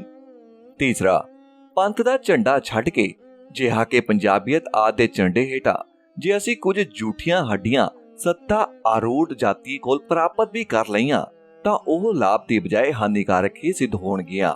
ਉਸ ਦਾ ਸਿੱਖੀ ਅਤੇ ਪੰਥ ਨੂੰ ਕੋਈ ਲਾਭ ਨਹੀਂ ਹੋਵੇਗਾ। ਜਦੋਂ ਅਸਾਂ ਸਿੱਖੀ ਅਤੇ ਪੰਥ ਦਾ ਅਬਚਲ ਝੰਡਾ ਆਪ ਹੀ ਛੱਡ ਦਿੱਤਾ ਤਾਂ ਜੋ ਪ੍ਰਾਪਤੀ ਵੀ ਕੀਤੀ ਉਹ ਸਿੱਖਾਂ ਅਤੇ ਪੰਥ ਲਈ ਨਾ ਗੌਰਵ ਦਾ ਕਾਰਨ ਹੋ ਸਕੇਗੀ ਅਤੇ ਨਾ ਹੀ ਸਿੱਖੀ ਦੇ ਸਵਾਸਥ ਲਈ ਗੁਣਕਾਰੀ। 1845-46 ਵਿੱਚ ਫਰੰਗੀ ਨਾਲ ਲੜਾਈਆਂ ਲੜਨ ਪਿੱਛੋਂ ਸਿੰਘਾਂ ਨੇ ਯੂਨੀਅਨ ਜੈਕ ਦੇ ਝੰਡੇ ਹੇਠਾਂ ਕਿਤਨੇ ਯੁੱਧ ਦੇਸ਼ ਅਤੇ ਮੁਲਕ ਪਰਾਜੈ ਕੀਤੇ ਹਨ। ਬ੍ਰਹਮਾ, ਚੀਨ, ਅਫਰੀਕਾ, ਸਿੰਗਾਪੁਰ, ਫਲੈਂਡਰਸ ਆਦਿ। ਪਰ ਸਿੱਖੀ ਜਾਂ ਸਿੱਖ ਪੰਥ ਦੇ ਹੱਥ ਇਹਨਾਂ ਫਤਿਹ ਯਾਬੀਆਂ ਨਾਲ ਕੀ ਆਇਆ ਹੈ? 90% ਤੋਂ ਵੱਧ ਸਿੱਖ ਹਿੰਦੁਸਤਾਨ ਦੇ ਆਜ਼ਾਦੀ ਸੰਗਰਾਮ ਦੇ ਵਿੱਚ ਫਾਂਸੀਆਂ ਦੇ ਚੜੇ ਅਤੇ ਕੁਰਬਾਨ ਹੋਏ ਹਨ। ਕੀ ਜ਼ਾਇਵਾਜ਼ਾਨਾ ਸਿੱਖਾਂ ਅਤੇ ਪੰਥ ਨੂੰ ਕੀ ਮਿਲਿਆ ਹੈ? ਸਨ 1965 ਅਤੇ ਸਨ 1971 ਦੀਆਂ ਪਾਕਿਸਤਾਨ ਨਾਲ ਜੰਗਾਂ ਦੇ ਵਿੱਚ ਸਿੱਖਾਂ ਨੇ ਬੇਦਰੇਗ ਅਤੇ ਅਦੁੱਤੀ ਸੂਰਮਗਤੀ ਨਾਲ ਆਪਣਾ ਖੂਨ ਡੋਲਿਆ ਹੈ। ਉਹ ਅਸਾਂ ਦੇਸ਼ ਦੀ ਰੱਖਿਆ ਲਈ ਡੋਲਿਆ, ਦੇਸ਼ ਦੀ ਰੱਖਿਆ ਹੋ ਗਈ। ਇਸ ਵਿੱਚੋਂ ਜੇ ਅਸੀਂ ਸਿੱਖੀ ਦੀ ਰੱਖਿਆ ਅਤੇ ਪੰਥ ਦਾ ਗੌਰਵ ਪਾਲੀਏ ਤਾਂ ਸਾਡੀ ਮੂਰਖ ਮਤ ਹੈ। ਜਿਸ ਝੰਡੇ ਹੇਠਾਂ ਯੁੱਧ ਹੋਇਆ ਅਤੇ ਜਿੱਤਿਆ ਗਿਆ, ਫਤਿਹ ਉਸ ਝੰਡੇ ਦੀ ਅਤੇ ਉਹਨਾਂ ਯੁੱਧ ਮਨੋਰਥਾਂ ਦੀ ਹੈ ਜਿਨ੍ਹਾਂ ਦਾ ਉਹ ਝੰਡਾ ਪ੍ਰਤੀਕ ਹੈ। ਲੜਨ ਮਰਨ ਵਾਲੇ ਵਿਅਕਤੀਗਤ ਸੂਰਮਿਆਂ ਦੀ ਨਹੀਂ। ਸਿੱਖਾਂ ਨੂੰ ਇਤਨੀ ਸਿਆਸੀ ਸੂਝ-ਬੂਝ ਤਾਂ ਹੋਣੀ ਚਾਹੀਦੀ ਹੈ ਕਿ ਜਿਤਨਾ ਚਿਰ ਉਹ ਕੋਈ ਪ੍ਰਾਪਤੀ ਖਾਲਸਾਈ ਪੰਥਕ ਝੰਡੇ ਹੇਠਾਂ ਅਤੇ ਸਿੱਖਾਂ ਦੇ ਯੁੱਧ ਮਨੋਰਥਾਂ ਦਾ ਐਲਾਨ ਕਰਕੇ ਨਹੀਂ ਕਰਦੇ, ਉਤਨਾ ਚਿਰ ਉਹ ਸਾਰੀ ਤ੍ਰਿਲੋਕੀ ਨੂੰ ਵੀ ਵਿਜੇ ਕਿਉਂ ਨਾ ਕਰ ਲੈਣ। ਉਹ ਸਿੱਖਾਂ ਲਈ ਅਤੇ ਪੰਥ ਲਈ ਕੋਈ ਫਤਿਹ ਨਹੀਂ ਕਹਾਏਗੀ ਅਤੇ ਨਾ ਹੀ ਇਸ ਮਤਲਬ ਲਈ ਵਰਤੀ ਜਾ ਸਕੇਗੀ। ਪੰਜਾਬੀਅਤ ਦੇ ਨਾਮ ਉੱਤੇ ਪੰਜਾਬੀ ਸੂਬੀ ਤਾਂ ਇੱਕ ਪਾਸੇ ਰਹੀ, ਗੋਦਾਵਰੀ ਤੱਕ ਦਾ ਇਲਾਕਾ ਵੀ ਲੈ ਲਵੋ, ਉਸ ਵਿੱਚ ਰਾਜ ਸੱਤਾ ਅਤੇ ਰਾਜ ਗੌਰਵ ਉਹਨਾਂ ਦੇ ਕੋਲ ਹੀ ਜਾਵੇਗਾ ਜਿਨ੍ਹਾਂ ਦੀ ਸਿੱਖੀ ਜਾਂ ਸਿੱਖ ਪੰਥ ਨਾਲ ਕੋਈ ਪਕੜ ਨਹੀਂ ਹੈ, ਨਾ ਸਾਂਝ। ਇਸ ਲਈ ਸਿੱਖ ਕਿਉਂ ਪੰਬਲ ਪੂਸਿਆਂ ਵਿੱਚ ਪੈ ਕੇ ਆਪ ਵੀ ਖੁਆਰ ਹੋ ਰਹੇ ਹਨ ਅਤੇ ਆਪਣੇ ਦੇਸ਼ ਵਾਸੀਆਂ ਨੂੰ ਵੀ ਔਖਾ ਕਰ ਰਹੇ ਹਨ। ਇਹ ਸਤਰਾ ਲਿਖਦੇ ਸਮੇਂ ਇੱਕ ਯੂਨੀਵਰਸਿਟੀ ਦੇ ਵਿਦਵਾਨ ਅਤੇ ਸੂਝਵਾਨ ਪ੍ਰੋਫੈਸਰ ਮਿਲਣ ਆ ਗਏ ਹਨ ਅਤੇ ਉਹਨਾਂ ਨੂੰ ਲੇਖ ਦਾ ਉਪਰੋਕਤ ਭਾਗ ਸੁਣਾਇਆ ਗਿਆ ਹੈ। ਉਹ ਕਹਿੰਦੇ ਹਨ, ਬੜਾ ਮਨ ਬੁੱਧੀ ਨੂੰ ਟੁੰਬਣ ਵਾਲਾ ਵਿਸ਼ਲੇਸ਼ਣ ਤੁਸਾਂ ਸਿੱਖ ਰਾਜਸੀ ਸਥਿਤੀ ਦਾ ਕੀਤਾ ਹੈ। ਮੈਂ ਇਸ ਨਾਲ ਅਸਹਿਮਤ ਨਹੀਂ ਹੋ ਸਕਦਾ। ਇਸ ਲੇਖ ਦੇ ਵਡੇਰੇ ਭਾਗ ਨੂੰ ਸਿੱਖ ਸੰਗਤਾਂ ਸਮਝ ਵੀ ਲੈਣਗੀਆਂ ਅਤੇ ਮੰਨ ਵੀ ਲੈਣਗੀਆਂ, ਪਰ ਇਹ ਜਿਹੜੇ 5 ਬੁਨਿਆਦੀ ਤੱਤ ਤੇ ਸਿਧਾਂਤ ਤੁਸਾਂ ਸਿੱਖ ਸਿਆਸਤ ਦੇ ਨਿਸ਼ਾਨੇ ਦੀ ਰੂਪਰੇਖਾ ਮਿੱਥਣ ਬਾਬਤ ਕਹੇ ਹਨ, ਇਹਨਾਂ ਨੂੰ ਕੋਈ ਵਿਰਲਾ ਹੀ ਸਮਝ ਸਕੇਗਾ। ਅਕਾਲੀ ਦਲ ਦੇ ਜਥੇਦਾਰਾਂ ਤੇ ਸੰਤਾਂ ਬਾਬਿਆਂ ਨੂੰ ਇਹ ਮਨਾਉਂਗੇ ਕਿਵੇਂ? ਇਸ ਦਾ ਉੱਤਰ ਇਹ ਹੈ ਕਿ ਯੁੱਧ ਦਾ ਨਿਸ਼ਾਨਾ ਕਿਸੇ ਵੀ ਦੇਸ਼ ਜਾਂ ਜਾਤੀ ਦੇ ਵਿੱਚ ਉਸ ਦੀ ਸੈਨਾ ਦੇ ਕਪਤਾਨ, ਕਰਨੈਲ ਕਦੇ ਨਹੀਂ ਉਲੀਕਦੇ। ਇਹ ਨਿਸ਼ਾਨੇ ਸਦਾ ਸਿਵਲ ਸਰਕਾਰ ਤੇ ਕੌਮ ਦੇ ਉੱਚ ਬੁੱਧੀਵਾਨ ਹੀ ਨਿਸ਼ਚਿਤ ਕਰਦੇ ਹਨ। ਸੈਨਾ ਦਾ ਕੰਮ ਕੇਵਲ ਯੁੱਧ ਯੋਜਨਾ ਬਣਾ ਕੇ ਨਿਸ਼ਚਿਤ ਨਿਸ਼ਾਨੇ ਦੀ ਪ੍ਰਾਪਤੀ ਹੀ ਹੁੰਦਾ ਹੈ ਅਤੇ ਹੋਣਾ ਚਾਹੀਏ। ਯੁੱਧ ਯੋਜਨਾ ਵੀ ਕਪਤਾਨ ਤੇ ਕਰਨੈਲ ਨਹੀਂ ਬਣਾਉਂਦੇ, ਉਸ ਨੂੰ ਬਣਾਉਣ ਵਾਲੇ ਵੀ ਯੁੱਧ ਵਿਦਿਆ ਦੇ ਵਿੱਚ ਨਿਪੁੰਨ, ਮਹਾਨ ਸੈਨਿਕ ਸੋਝੀ ਦੇ ਮਾਲਕ, ਤਜਰਬੇਕਾਰ ਜਰਨੈਲ ਹੀ ਹੁੰਦੇ ਹਨ। ਇਹੋ ਘਾਟਾ ਸਾਡੇ ਵਿੱਚ ਵੀ ਸੀ ਤਾਂ ਅਸੀਂ ਸਨ 1844-1845 ਦੇ ਯੁੱਧਾਂ ਦੇ ਵਿੱਚ ਫਿਰੰਗੀ ਨੂੰ ਜਿੱਤ ਕੇ ਵੀ ਹਾਰ ਗਏ ਸੀ ਤੇ ਜਮਨਾ ਤੋਂ ਜਮਰੋਦ ਤੱਕ ਦਾ ਖਾਲਸਾ ਰਾਜ ਖੁਹਾ ਬੈਠੇ ਸੀ। ਸ਼ਾਹ ਮੁਹੰਮਦ ਦਾ ਇੱਕ ਸਰਦਾਰ ਬਾਝੋਂ ਫੌਜਾਂ ਜਿੱਤ ਕੇ ਅੰਤ ਨੂੰ ਹਾਰੀਆਂ ਨੇ ਅਤੇ ਇਸੇ ਕਾਰਨ ਅਸੀਂ 1947 ਵਿੱਚ ਕੁਝ ਪ੍ਰਾਪਤ ਨਹੀਂ ਕਰ ਸਕੇ ਔਰ ਪਿਛਲੇ 25 ਵਰਿਆਂ ਦੇ ਵਿੱਚ ਕੁਝ ਮੋਰਚੇ ਜਿੱਤਣ ਦੇ ਬਾਵਜੂਦ ਨਾਕਾਮ ਅਤੇ ਨਾਮੁਰਾਦ ਰਹੇ ਹਾਂ। ਜਾਂ ਤਾਂ ਅਕਾਲੀ ਦਲ ਦੇ ਜਥੇਦਾਰ ਤੇ ਸੰਤ ਬਾਬੇ ਅਤੇ ਇਹਨਾਂ ਦੀ ਰਹਿੰਦ ਖੂੰਦ ਸਿੱਖ ਸਿਆਸਤ ਦੇ ਨਿਸ਼ਾਨੇ ਮਿੱਥਣ ਦਾ ਕੰਮ ਅਤੇ ਰਾਜਨੀਤੀ ਚਲਾਉਣ ਦੀ ਵਾਗਾਡੋਰ, ਅਜੋਕੇ ਸਮੇਂ ਦੀ ਸਿਆਸੀ ਸਥਿਤੀ ਨੂੰ ਸਮਝ ਸਕਣ ਵਾਲੇ, ਰਾਜਨੀਤੀ ਦੇ ਖੇਲ ਦੇ ਗੁਰ ਅਸੂਲਾਂ ਦੇ ਪਛਾਣੂ, ਆਧੁਨਿਕ ਉੱਚੀ ਵਿਦਿਆ ਦੇ ਪਿਛੋਕੜ ਵਾਲੇ ਅਤੇ ਸਿੱਖ ਸਿਧਾਂਤਾਂ ਤੇ ਤਵਾਰੀਖ ਦੇ ਵਿਗਿਆਨੀਆਂ ਨੂੰ ਸੌਂਪ ਦੇਣ ਅਤੇ ਆਪ ਸਿੱਖ ਸਿਆਸਤ ਦੇ ਨਿਸ਼ਾਨਿਆਂ ਦੀ ਪ੍ਰਾਪਤੀ ਦੀ ਜਦੋਜਹਿਦ ਲਈ ਤਤਪਰ ਰਹਿਣ ਅਤੇ ਜਾਂ ਸਿੱਖ ਆਪਣੇ ਭਵਿੱਖ ਵੱਲੋਂ ਬਿਲਕੁਲ ਨਿਰਾਸ਼ ਹੋ ਕੇ ਅਰਦਾਸ ਕਰਨ ਕਿ ਗੁਰੂ ਭਾਣਾ ਮੰਨਣ ਦਾ ਬਲ ਬਖਸ਼ੇ। ਲੋੜ ਹੈ ਦਾਗ ਬਿਜੋਰਿਆਂ ਕੀਕਰ ਬੀਜੇ ਜੱਟ ਵਾਲੀ ਅੰਧਨੀਤੀ ਵਿੱਚੋਂ 3 ਕਾਲ ਇਸੇ ਭਲੇ ਦੀ ਆਸ਼ਾ ਨਹੀਂ ਰੱਖਣੀ ਚਾਹੀਦੀ। ਸਨ 1963 ਵਿੱਚ ਜਦੋਂ ਮਾਸਟਰ ਤਾਰਾ ਸਿੰਘ ਦੇ ਮਰਨ ਵਰਤ ਨੂੰ ਤਿਆਗਣ ਕਾਰਨ ਸਿੱਖ ਸੰਗਤਾਂ ਉਹਨਾਂ ਤੋਂ ਉਪਰਾਮ ਹੋ ਗਈਆਂ ਸਨ, ਤਦ ਭਾਈ ਫਤਿਹ ਸਿੰਘ ਸੰਤ ਨੂੰ ਅਕਾਲੀ ਦਲ ਦੇ ਕੁਝ ਜਥੇਦਾਰਾਂ ਨੇ ਚੁੱਕ ਕੇ ਦਿੱਲੀ ਵਾਲੀ ਸਰਕਾਰ ਦੀ ਖੁੱਲੀ ਸ਼ਹਿ ਨਾਲ ਵਿਧਾਨ ਦੇ ਖਿਲਾਫ ਹੋ ਕੇ ਹਿੱਕ ਦੇ ਧੱਕੇ ਨਾਲ ਸਿੱਧੀ ਬੁਰਛਾਗਰਦੀ ਕਰਕੇ ਇੱਕ ਨਵਾਂ ਅਕਾਲੀ ਦਲ ਘੜ ਲਿਆ, ਜਿਸ ਨੂੰ ਸਿੱਖ ਸੰਗਤਾਂ ਦੇ ਸਹਿਯੋਗ ਦੇਣਾ ਸ਼ੁਰੂ ਕਰ ਦਿੱਤਾ। ਸਨ 1966 ਵਿੱਚ ਜਦੋਂ ਦਿੱਲੀ ਦੀ ਸਰਕਾਰ ਨੇ ਹਿੰਦ ਪਾਕਿਸਤਾਨ ਦੀ ਜੰਗ ਵਿੱਚ ਸਿੱਖਾਂ ਦੀ ਮਹੱਤਤਾ ਤੇ ਸ਼ਕਤੀ ਤੱਕ ਕੇ ਪੰਜਾਬੀ ਸੂਬਾ ਦੇਣਾ ਪ੍ਰਵਾਨ ਕਰ ਲਿਆ, ਤਦ ਉਹਨਾਂ ਨੇ ਸਿੱਖਾਂ ਪ੍ਰਤੀ ਕੁਟਲ ਨੀਤੀ ਮਨ ਵਿੱਚ ਰੱਖਦਿਆਂ ਹੋਇਆਂ ਭਾਈ ਫਤਿਹ ਸਿੰਘ ਸੰਤ ਨੂੰ ਹੀ ਸਿੱਖਾਂ ਦਾ ਨੁਮਾਇੰਦਾ ਤਸਲੀਮ ਕੀਤਾ ਅਤੇ ਇਉਂ ਜਦੋਂ ਸਪਸ਼ਟ ਹੋ ਗਿਆ ਕਿ ਦਿੱਲੀ ਦੇ ਸੱਤਾਧਾਰੀ ਪੰਜਾਬੀ ਸੂਬਾ ਮੀਂਗਣਾ ਪਾ ਕੇ ਹੀ ਦੇਣਾ ਚਾਹੁੰਦੇ ਹਨ, ਤਦ ਸ਼੍ਰੋਮਣੀ ਅਕਾਲੀ ਦਲ ਨੇ ਜੁਲਾਈ ਸਨ 1966 ਦੇ ਵਿੱਚ ਵਰਕਿੰਗ ਕਮੇਟੀ ਦੀ ਦਿੱਲੀ ਦੇ ਵਿੱਚ ਹੋਈ ਬੈਠਕ ਦੇ ਵਿੱਚ ਸਿੱਖ ਹੋਮਲੈਂਡ ਦੀ ਪ੍ਰਾਪਤੀ ਪੰਥ ਦਾ ਰਾਜਸੀ ਨਿਸ਼ਾਨਾ ਉਲੀਕਿਆ ਅਤੇ ਦਸੰਬਰ ਸਨ 1966 ਵਿੱਚ ਲੁਧਿਆਣੇ ਆਲ ਇੰਡੀਆ ਅਕਾਲੀ ਕਾਨਫਰੰਸ ਦੇ ਖੁੱਲੇ ਜਲਸੇ ਵਿੱਚ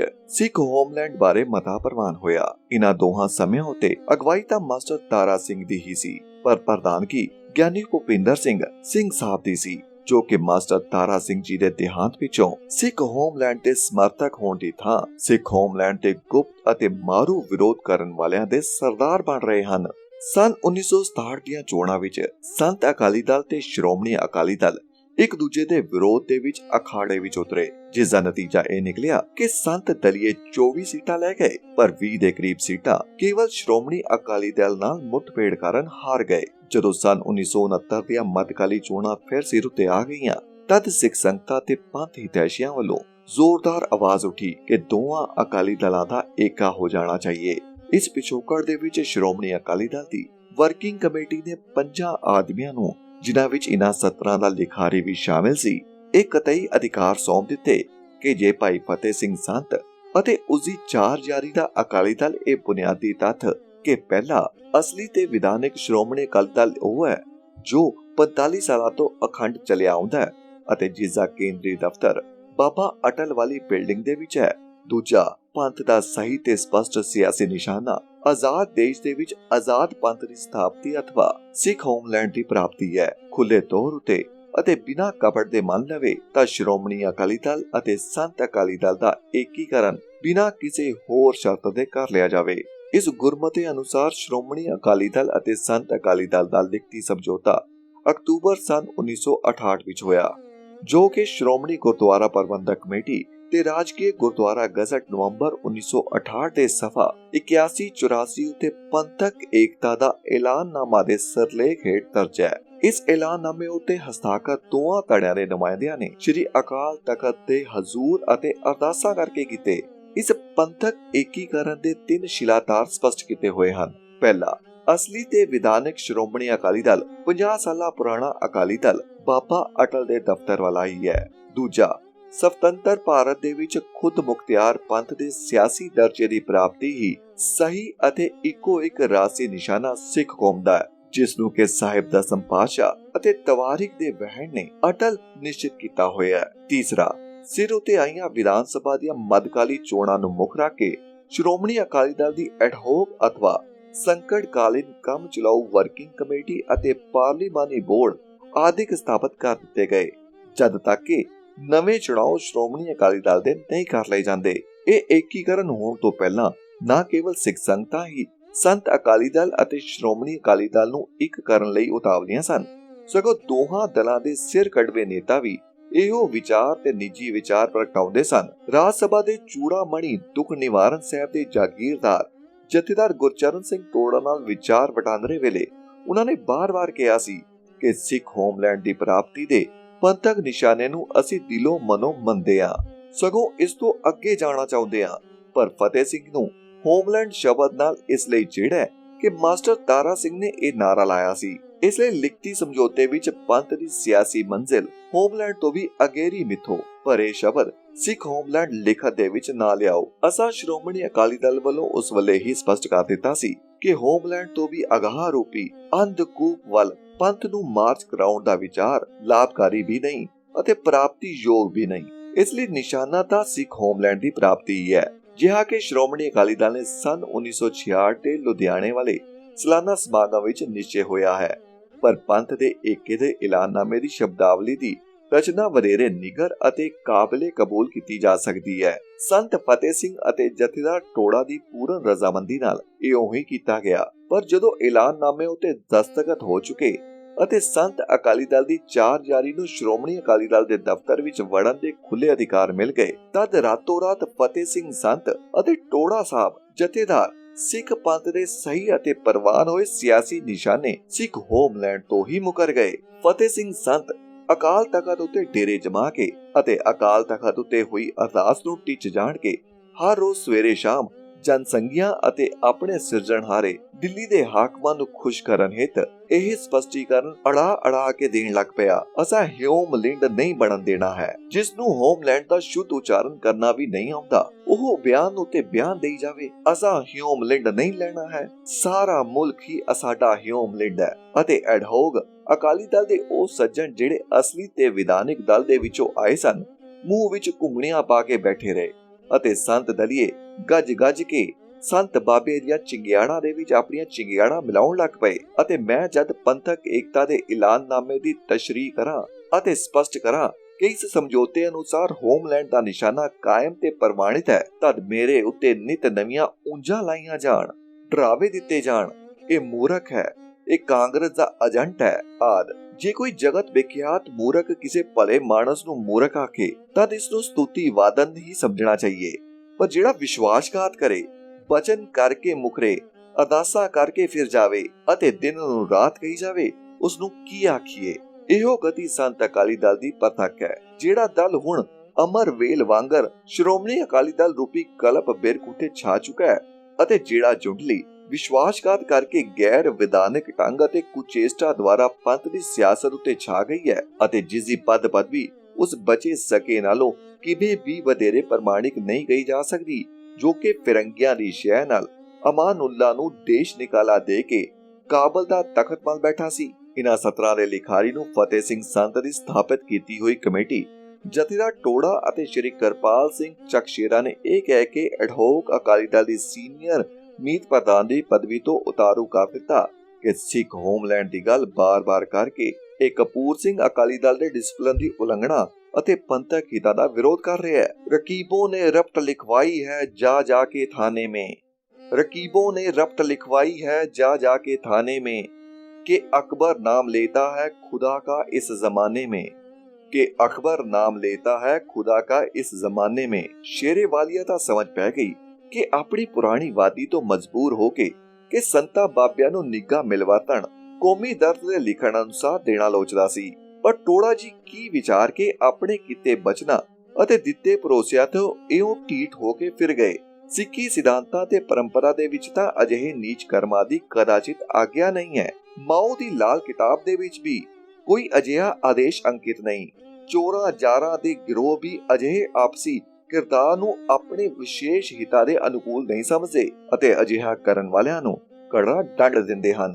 ਇਹ ਰਹਿਤਨਾਮਾ ਦਾ ਸੰਤ ਅਕਾਲੀ ਦਲ ਦੀ 4 ਯਾਰੀ ਦਾ ਹੀ ਨਿਸ਼ਚਿਤ ਹੋਇਆ ਜਾਪਦਾ ਹੈ ਕਿ ਝੂਠ, ਧੋਖਾ, ਦਗਾ, ਫਰੇਬ, ਅਰਦਾਸ, ਗੁਰੂ ਗ੍ਰੰਥ ਸਾਹਿਬ, ਅਕਾਲ ਤਖਤ, ਲਿਖਤਬੱਧ ਸਮਝੌਤੇ ਤੇ ਐਲਾਨਨਾਮੇ, ਵਿਸ਼ਵਾਸਘਾਤ ਤੇ ਅਕਿਰਤਕਣਤਾ, ਜੋ ਵੀ ਲੋੜ ਪਵੇ ਵਰਤ ਲਵੋ ਅਤੇ ਇਉਂ ਗੁਰੂ ਦੀਆਂ ਗੋਲਕਾਂ, ਪੰਥ ਦੀ ਸਿਆਸਤ ਅਤੇ ਸਿੱਖ ਧਰਮ ਸ਼ਰਧਾ ਨੂੰ ਨਿੱਜ ਸਵਾਰਥਾਂ ਲਈ ਵਰਤੀ ਜਾਓ। ਇਹ ਢੰਗ ਵਰਤ ਕੇ ਸੰਤ ਅਕਾਲੀ ਦਲ ਦੇ ਮਹਾਰਥੀਆਂ ਨੇ ਅਸਲੀ ਅਤੇ ਵਿਧਾਨਿਕ ਅਕਾਲੀ ਦਲ ਦੇ ਦਫ਼ਤਰ, ਜਥੇਬੰਦੀਆਂ ਉੱਤੇ ਕਬਜ਼ਾ ਕੀਤਾ ਹੈ ਅਤੇ ਇਹੋ ਨੀਤੀਆਂ ਬਣਾ ਕੇ ਇਹਨਾਂ ਨੇ ਚੁਣ ਕੇ ਉਹ ਸਭ ਪੰਥ ਦਰਦੀ ਅਡੋਗ ਅਕਾਲੀ ਦਲ ਵਿੱਚੋਂ ਕੱਢ ਬਾਹਰ ਕੀਤੇ ਹਨ ਜਿਹੜੇ ਪੰਥ ਦੇ ਸਿਆਸੀ ਨਿਸ਼ਾਨੇ ਅਤੇ ਪੰਥਕ ਹਿੱਤਾਂ ਨੂੰ ਤਿਲਾਂਜਲੀ ਦੇਣ ਨੂੰ ਤਿਆਰ ਨਹੀਂ ਹੋਏ। ਸਭ ਹੋ ਚੁਕੇ हैं उस बूते काफिर अदा के साथ, रह जाएंगे रसूल ही बस अब खुदा के साथ। ਜੇ ਕਹੋ ਕਿ ਅਡੋਗ ਅਕਾਲੀ ਦਲ ਦੇ ਵਿੱਚੋਂ ਤਾਂ ਕੋਈ ਮੈਂਬਰ ਕਾਨੂੰਨ ਅਨੁਸਾਰ ਕੱਢਿਆ ਨਹੀਂ ਜਾ ਸਕਦਾ, ਤਦ ਸੰਤ ਅਕਾਲੀ ਦਲ ਦੇ ਚਾਣਕਿਆ ਭਾਈ ਚੰਨਣ ਸਿੰਘ ਛੋਟਾ ਸੰਤ ਇਹ ਉੱਤਰ ਦਿੰਦੇ ਹਨ, ਭਾਈ ਤੁਹਾਨੂੰ ਅਡਾਂਗ ਦਲ ਵਿੱਚੋਂ ਕਿਵੇਂ ਨਾ ਕੱਢੀਏ? ਤੁਸੀਂ ਅੱਡ ਹੋ ਕੇ ਤੁਰਦੇ ਹੋ, ਨਾਲ ਰਲ ਕੇ ਚੱਲਦੇ ਨਹੀਂ। ਕਹਾਂ ਬੁਝਾਰਤ ਬੂਝੇ ਡੋਰਾ, ਨਿਸ ਕਹੀਏ ਤੋ ਸਮਝੇ ਪੋਰਾ। ਇਹੋ ਸੰਤ ਚੰਨਣ ਸਿੰਘ ਜੀ ਸਨ 1970 ਵਿੱਚ ਸ੍ਰੀ ਗੁਰੂ ਗ੍ਰੰਥ ਸਾਹਿਬ ਜੀ ਦੀ ਬੀੜ ਸਿਰ ਉੱਤੇ ਚੁੱਕੇ ਸੁਰਿੰਦਰ ਸਿੰਘ ਕੈਰੋ ਦੇ ਕੋਲ ਸੌਂ ਖਾ ਕੇ ਗਏ ਸਨ ਕਿ ਜੇ ਉਹ ਅਕਾਲੀ ਵਜ਼ਾਰਤ ਵਿਰੁੱਧ ਵੋਟ ਨਾ ਪਾਉਣ ਤਾਂ ਉਹਨਾਂ ਨੂੰ ਝੰਡੀ ਵਾਲੀ ਕਾਰ ਬਖਸ਼ ਦਿੱਤੀ ਜਾਵੇਗੀ। ਪਰ ਜਦ ਕੰਮ ਨਿਕਲ ਗਿਆ ਤਦ ਸਾਫ਼ ਮੁਕਰ ਗਏ। ਨਰਕ ਕੋਰ ਬਹੁ ਦੁੱਖ ਕਣੇ, ਅਕਿਰਤ ਕਣਾ ਕਾ ਥਾਨ, ਤਿਨ ਪ੍ਰਭ ਮਾਰੇ ਨਾਨਕਾ, ਹੋਏ ਹੋਏ ਮੋਏ ਹਰਾਮ। ਸੂਬਿਆਈ ਖੁਦ ਮੁਖਤਿਆਰੀ ਦਾ ਮਤਾ ਸੰਤ ਅਕਾਲੀ ਦਲ ਨੇ ਸਨ 1968 ਦੇ ਵਿੱਚ ਆਪਣੀ ਬਟਾਲਾ ਕਾਨਫਰੰਸ ਉੱਤੇ ਪਾਸ ਕੀਤਾ ਸੀ। ਸਰਦਾਰ ਗੁਰਨਾਮ ਸਿੰਘ ਜੱਜ ਸਾਹਿਬ ਉਦੋਂ ਨਵੀਂ ਮਿੱਤਰਤਾ DMK ਵਾਲਿਆਂ ਨਾਲ ਪਾ ਕੇ ਆਏ ਸਨ, ਜਿੱਥੇ ਮਦਰਾਸ ਦੇ ਵਿੱਚ ਉਹ ਉਦੋਂ ਹੀ ਗਵਰਨਰ ਬਣ ਕੇ ਲੱਗਣ ਦੀ ਲਾਲਸਾ ਰੱਖਦੇ ਸਨ। DMK ਵਾਲਿਆਂ ਨੇ ਸੂਬਿਆਈ ਖੁਦਮੁਖਤਿਆਰੀ ਦੀ ਮੰਗ ਕੀਤੀ ਹੋਈ ਸੀ ਅਤੇ ਕਿਸੇ ਹੋਰ ਪਾਸਿਓਂ ਇਸ ਮੰਗ ਦੀ ਹਮਾਇਤ ਉਹ ਲੋੜਦੇ ਸਨ, ਜੋ ਗੁਰਨਾਮ ਸਿੰਘ ਜੀ ਨੇ ਆਪਣੀ ਨਿੱਜੀ ਨੀਤੀ ਵਿਚਾਰ ਕੇ ਉਹਨਾਂ ਨੂੰ ਲੈ ਦਿੱਤੀ। ਸੰਤ ਦਲੀਆਂ ਦੀ ਇਹ ਬਿਰਤੀ ਪੱਕੀ ਬਣ ਚੁੱਕੀ ਹੈ ਕਿ ਸਿੱਖੀ ਪੰਥ ਦਾ ਨਾਮ ਅਤੇ ਰੂਪ ਦੋਵੇਂ ਸਿੱਖਾਂ ਦੀ ਸਿਆਸਤ ਵਿੱਚੋਂ ਕੱਢ ਦੇਣੇ ਹਨ। ਇਉਂ ਉਹਨਾਂ ਨੇ ਵੀ ਬਟਾਲੇ ਖੁਦਮੁਖਤਿਆਰ ਸੂਬੇ ਦੀ ਮੰਗ ਕਰ ਦਿੱਤੀ। ਸੋਚਿਆ ਕਿਸੇ ਨੇ ਨਹੀਂ ਕਿ ਸੂਬੇ ਖੁਦਮੁਖਤਿਆਰੀ ਮਿਲਣ ਨਾਲ ਪੰਜਾਬ ਅਤੇ ਪੰਜਾਬੋਂ ਬਾਹਰ ਰਹਿੰਦੇ ਸਿੱਖਾਂ ਦੀ ਕੀ ਦੁਰਦਸ਼ਾ ਹੋ ਸਕਦੀ ਹੈ ਅਤੇ ਪੰਥ ਨੂੰ ਕੀ ਹਾਨ ਲਾਭ ਹੋ ਸਕਦਾ ਹੈ। ਇਹ ਤਾਂ ਹੁਣ ਸਪਸ਼ਟ ਹੋ ਗਿਆ ਹੈ ਕਿ ਸੂਬੇ ਖੁਦਮੁਖਤਿਆਰੀ ਆਉਣ ਤੇ ਪੰਜਾਬ ਵਿੱਚ ਰਾਜਸੀ ਸ਼ਕਤੀ ਉਹਨਾਂ ਦੇ ਹੱਥਾਂ ਵਿੱਚ ਹੀ ਜਾ ਸਕਦੀ ਹੈ, ਜਿਨ੍ਹਾਂ ਨੂੰ ਨਾ ਸਿੱਖੀ ਨਾਲ ਕੋਈ ਬਜਵੀ ਪਕੜ ਹੈ ਅਤੇ ਨਾ ਪੰਥ ਵੱਲ ਕੋਈ ਜ਼ਿੰਮੇਵਾਰੀ, ਜਿਵੇਂ ਕਿ ਹੁਣ ਪੰਜਾਬੀ ਸੂਬੇ ਦੇ ਵਿੱਚ ਆ ਗਿਆ ਹੈ। ਹੁਣ ਦੀ ਪੰਜਾਬੀ ਸੂਬੀ ਨਾਲੋਂ ਸਿੱਖੀ ਅਤੇ ਪੰਥ ਦੇ ਦ੍ਰਿਸ਼ਟੀਕੋਣ ਤੋਂ ਫਰੀਦਾਬਾਦ ਤੋਂ ਸਪੀਤੀ ਲਾਹੌਰ ਵਾਲਾ ਪੰਜਾਬ ਕਿਤੇ ਵਧੇਰੇ ਚੰਗਾ ਸੀ। ਇਸ ਵਿੱਚ ਕੋਈ ਵਿਚਾਰਵਾਨ ਕਿੰਤੂ ਨਹੀਂ ਕਰ ਸਕਦਾ। ਸੂਬਿਆਈ ਖੁਦਮੁਖਤਿਆਰੀ ਨਾਲੋਂ ਹੁਣ ਦੇ ਅਧਿਕਾਰਾਂ ਵਾਲਾ ਪੰਜਾਬੀ ਸੂਬਾ ਸਿੱਖੀ ਅਤੇ ਪੰਥ ਲਈ ਕਿਤੇ ਵੱਧ ਲਾਭਕਾਰੀ ਹੈ। ਇਹ ਸਮਝਣਾ ਵੀ ਕਠਿਨ ਨਹੀਂ। ਨੁਕਤਾ ਇਹ ਹੈ ਕਿ ਜਿੰਨਾ ਚਿਰ ਸਿੱਖਾਂ ਦੀ ਇਸ ਪਿਤਰੀ ਭੂਮੀ ਵਿੱਚ ਰਾਜਸੀ ਸੱਤਾ ਦਾ ਵਿਧਾਨਿਕ ਆਧਾਰ ਸਿੱਖੀ ਅਤੇ ਸਿੱਖਾਂ ਦੇ ਵਿਸ਼ੇਸ਼ ਅਧਿਕਾਰਾਂ ਦੀ ਸੁਰੱਖਿਆ ਨਹੀਂ ਬਣਦਾ, ਉਤਨਾ ਚਿਰ ਸੂਬੇਈ ਅਧਿਕਾਰਾਂ ਦੀ ਤਲਵਾਰ ਜਿਤਨੀ ਤਿੱਖੀ ਹੋਵੇਗੀ, ਉਤਨਾ ਹੀ ਸਿੱਖਾਂ ਅਤੇ ਸਿੱਖੀ ਲਈ ਖਤਰੇ ਅਤੇ ਸੰਕਟ ਦਾ ਕਾਰਨ ਬਣੇਗੀ। ਜਿਉਂ-ਜਿਉਂ ਸੂਬੇ ਵਧੇਰੇ ਸ਼ਕਤੀਸ਼ਾਲੀ ਬਣਦੇ ਜਾਣਗੇ, ਕੇਂਦਰ ਨਿਰਬਲ ਹੁੰਦਾ ਜਾਵੇਗਾ, ਜਿਸ ਦਾ ਸਿੱਖਾਂ ਨੂੰ ਦੂਹਰਾ ਨੁਕਸਾਨ ਹੈ। ਦੇਸ਼ ਦੀ ਕੇਂਦਰਿਤ ਸ਼ਕਤੀ ਦੇ ਘਟਣ ਨਾਲ ਦੇਸ਼ ਦਾ ਗੌਰਵ ਅਤੇ ਕੌਮਾਂਤਰੀ ਪ੍ਰਭਾਵ ਘਟਦਾ ਹੈ ਅਤੇ ਕੋਈ ਸੋਝੀਵਾਨ ਸਿੱਖ ਦੇਸ਼ ਲਈ ਇਉਂ ਸੋਚ ਜਾਂ ਸ਼ੈ ਨਹੀਂ ਸਕਦਾ। ਇਹ ਦੂਜਾ ਨੁਕਸਾਨ ਸਿੱਖਾਂ ਦਾ ਸੂਬਿਆਈ ਖੁਦਮੁਖਤਿਆਰੀ ਦੀ ਮੰਗ ਦੇ ਪ੍ਰਵਾਨ ਹੋਣ ਨਾਲ ਹੋਵੇਗਾ। ਤੀਜਾ ਅਤੇ ਗੰਭੀਰ ਨੁਕਸਾਨ ਸਿੱਖਾਂ ਦਾ ਸੂਬਿਆਈ ਖੁਦਮੁਖਤਿਆਰੀ ਦੀ ਸਥਾਪਨਾ ਨਾਲ ਇਹ ਹੋਵੇਗਾ ਕਿ ਜਦੋਂ ਭਾਰਤ ਦੇ ਉਹ ਪ੍ਰਦੇਸ਼ ਜਿਨ੍ਹਾਂ ਵਿੱਚ ਪੰਜਾਬੋਂ ਬਾਹਰ ਵਸਦੇ ਸਿੱਖ ਹਨ ਆਪ ਹੁਦਰੇ ਅਤੇ ਖੁਦਮੁਖਤਿਆਰ ਹੋ ਗਏ, ਤਦ ਪੰਜਾਬੋਂ ਬਾਹਰ ਵਸਦੇ ਸਿੱਖਾਂ ਉੱਤੇ ਸਖਤੀ, ਤੱਦੀ ਤੇ ਵਿਤਕਰਾ ਹੋਰ ਤਿੱਖਣ ਹੋ ਜਾਏਗਾ। ਪਿਛਲੇ 25 ਵਰਿਆਂ ਦਾ ਤਜਰਬਾ ਦੱਸਦਾ ਹੈ ਕਿ ਇਸ ਰੁਚੀ ਦੇ ਘਟਣ ਦੀ ਕੋਈ ਆਸ ਨਹੀਂ ਹੈ। ਦੇਸ਼ ਦੀ ਵੰਡ ਦੇ ਪਿੱਛੋਂ ਸਿੱਖਾਂ ਨੇ ਤਰਾਈ ਦੇ ਉਹਨਾਂ ਪੀਹਾ ਵਾਲੇ ਜੰਗਲਾਂ ਨੂੰ ਸਾਫ਼ ਕਰ ਦਿਖਾਇਆ ਸੀ, ਜਿਹੜੇ ਪਿਛਲੇ 3000 ਵਰਿਆਂ ਤੋਂ ਸ਼ੇਰਾਂ, ਹਾਥੀਆਂ, ਮੱਛਰਾਂ ਆਦਿ ਬਹਿਸਰ ਜੀਵ ਕੀਟਾਣੂਆਂ ਦੇ ਦੇਸ਼ ਬਣੇ ਹੋਏ ਸਨ। ਪਰ ਜਦ ਇਹ ਇਲਾਕਾ ਧਨ ਅਤੇ ਖੇਤੀ ਉਪਜਾਊ ਹੋ ਗਿਆ ਤਾਂ ਉੱਤਰ ਪ੍ਰਦੇਸ਼ ਦੇ ਪੂਰਬੀਆਂ ਦੀ ਕਾਂਗਰਸੀ ਹਕੂਮਤ ਨੇ ਸਿੱਖਾਂ ਨੂੰ ਇਸ ਨਰਕੋ ਸਵਰਗ ਬਣਾਏ ਹੋਏ ਧਾਮ ਵਿੱਚੋਂ ਖਾਰਜ ਕਰਕੇ ਹੀ ਸਾਹ ਲਿਆ। ਸ਼੍ਰੀ ਚਰਨ ਸਿੰਘ ਸੀਹੂ ਮਾਲ ਮੰਤਰੀ ਨੇ ਸਨ 1970 ਵਿੱਚ ਉੱਤਰ प्रदेश ਦੀ विधान सभा ਵਿੱਚ वचन ਕੀਤੇ ਸਨ। ये तराई का देश हजारों वर्ष से महान सुंदर वन के रूप में प्रस्तुत रहा है, परंतु अब इसमें बहुत भालू प्रवेश कर गए हैं, जिन्हें निकालना अवश्य हो गया है। ਇਹ ਭਾਲੂ ਜਥੇਦਾਰ ਉਮਰਾ ਨੰਗਲ ਦੇ ਭਾਈਬੰਦ ਪੰਜਾਬ ਦੇ ਉਜੜੇ ਹੋਏ ਸਿੱਖੀ ਸਨ ਅਤੇ ਹਨ। ਪੱਛਮੀ ਬੰਗਾਲ ਵਿੱਚ ਕਾਂਗਰਸੀ ਸਰਕਾਰਾਂ ਚੁਣ ਕੇ ਗਰੀਬ ਟੈਕਸੀ ਡਰਾਈਵਰਾਂ ਨੂੰ ਤੰਗੀ ਦੇ ਕੇ ਬੰਗਾਲ ਵਿੱਚੋਂ ਖਾਰਜ ਕਰਨ ਤੇ ਤਤਪਰ ਚਲੀਆਂ ਆਉਂਦੀਆਂ ਹਨ।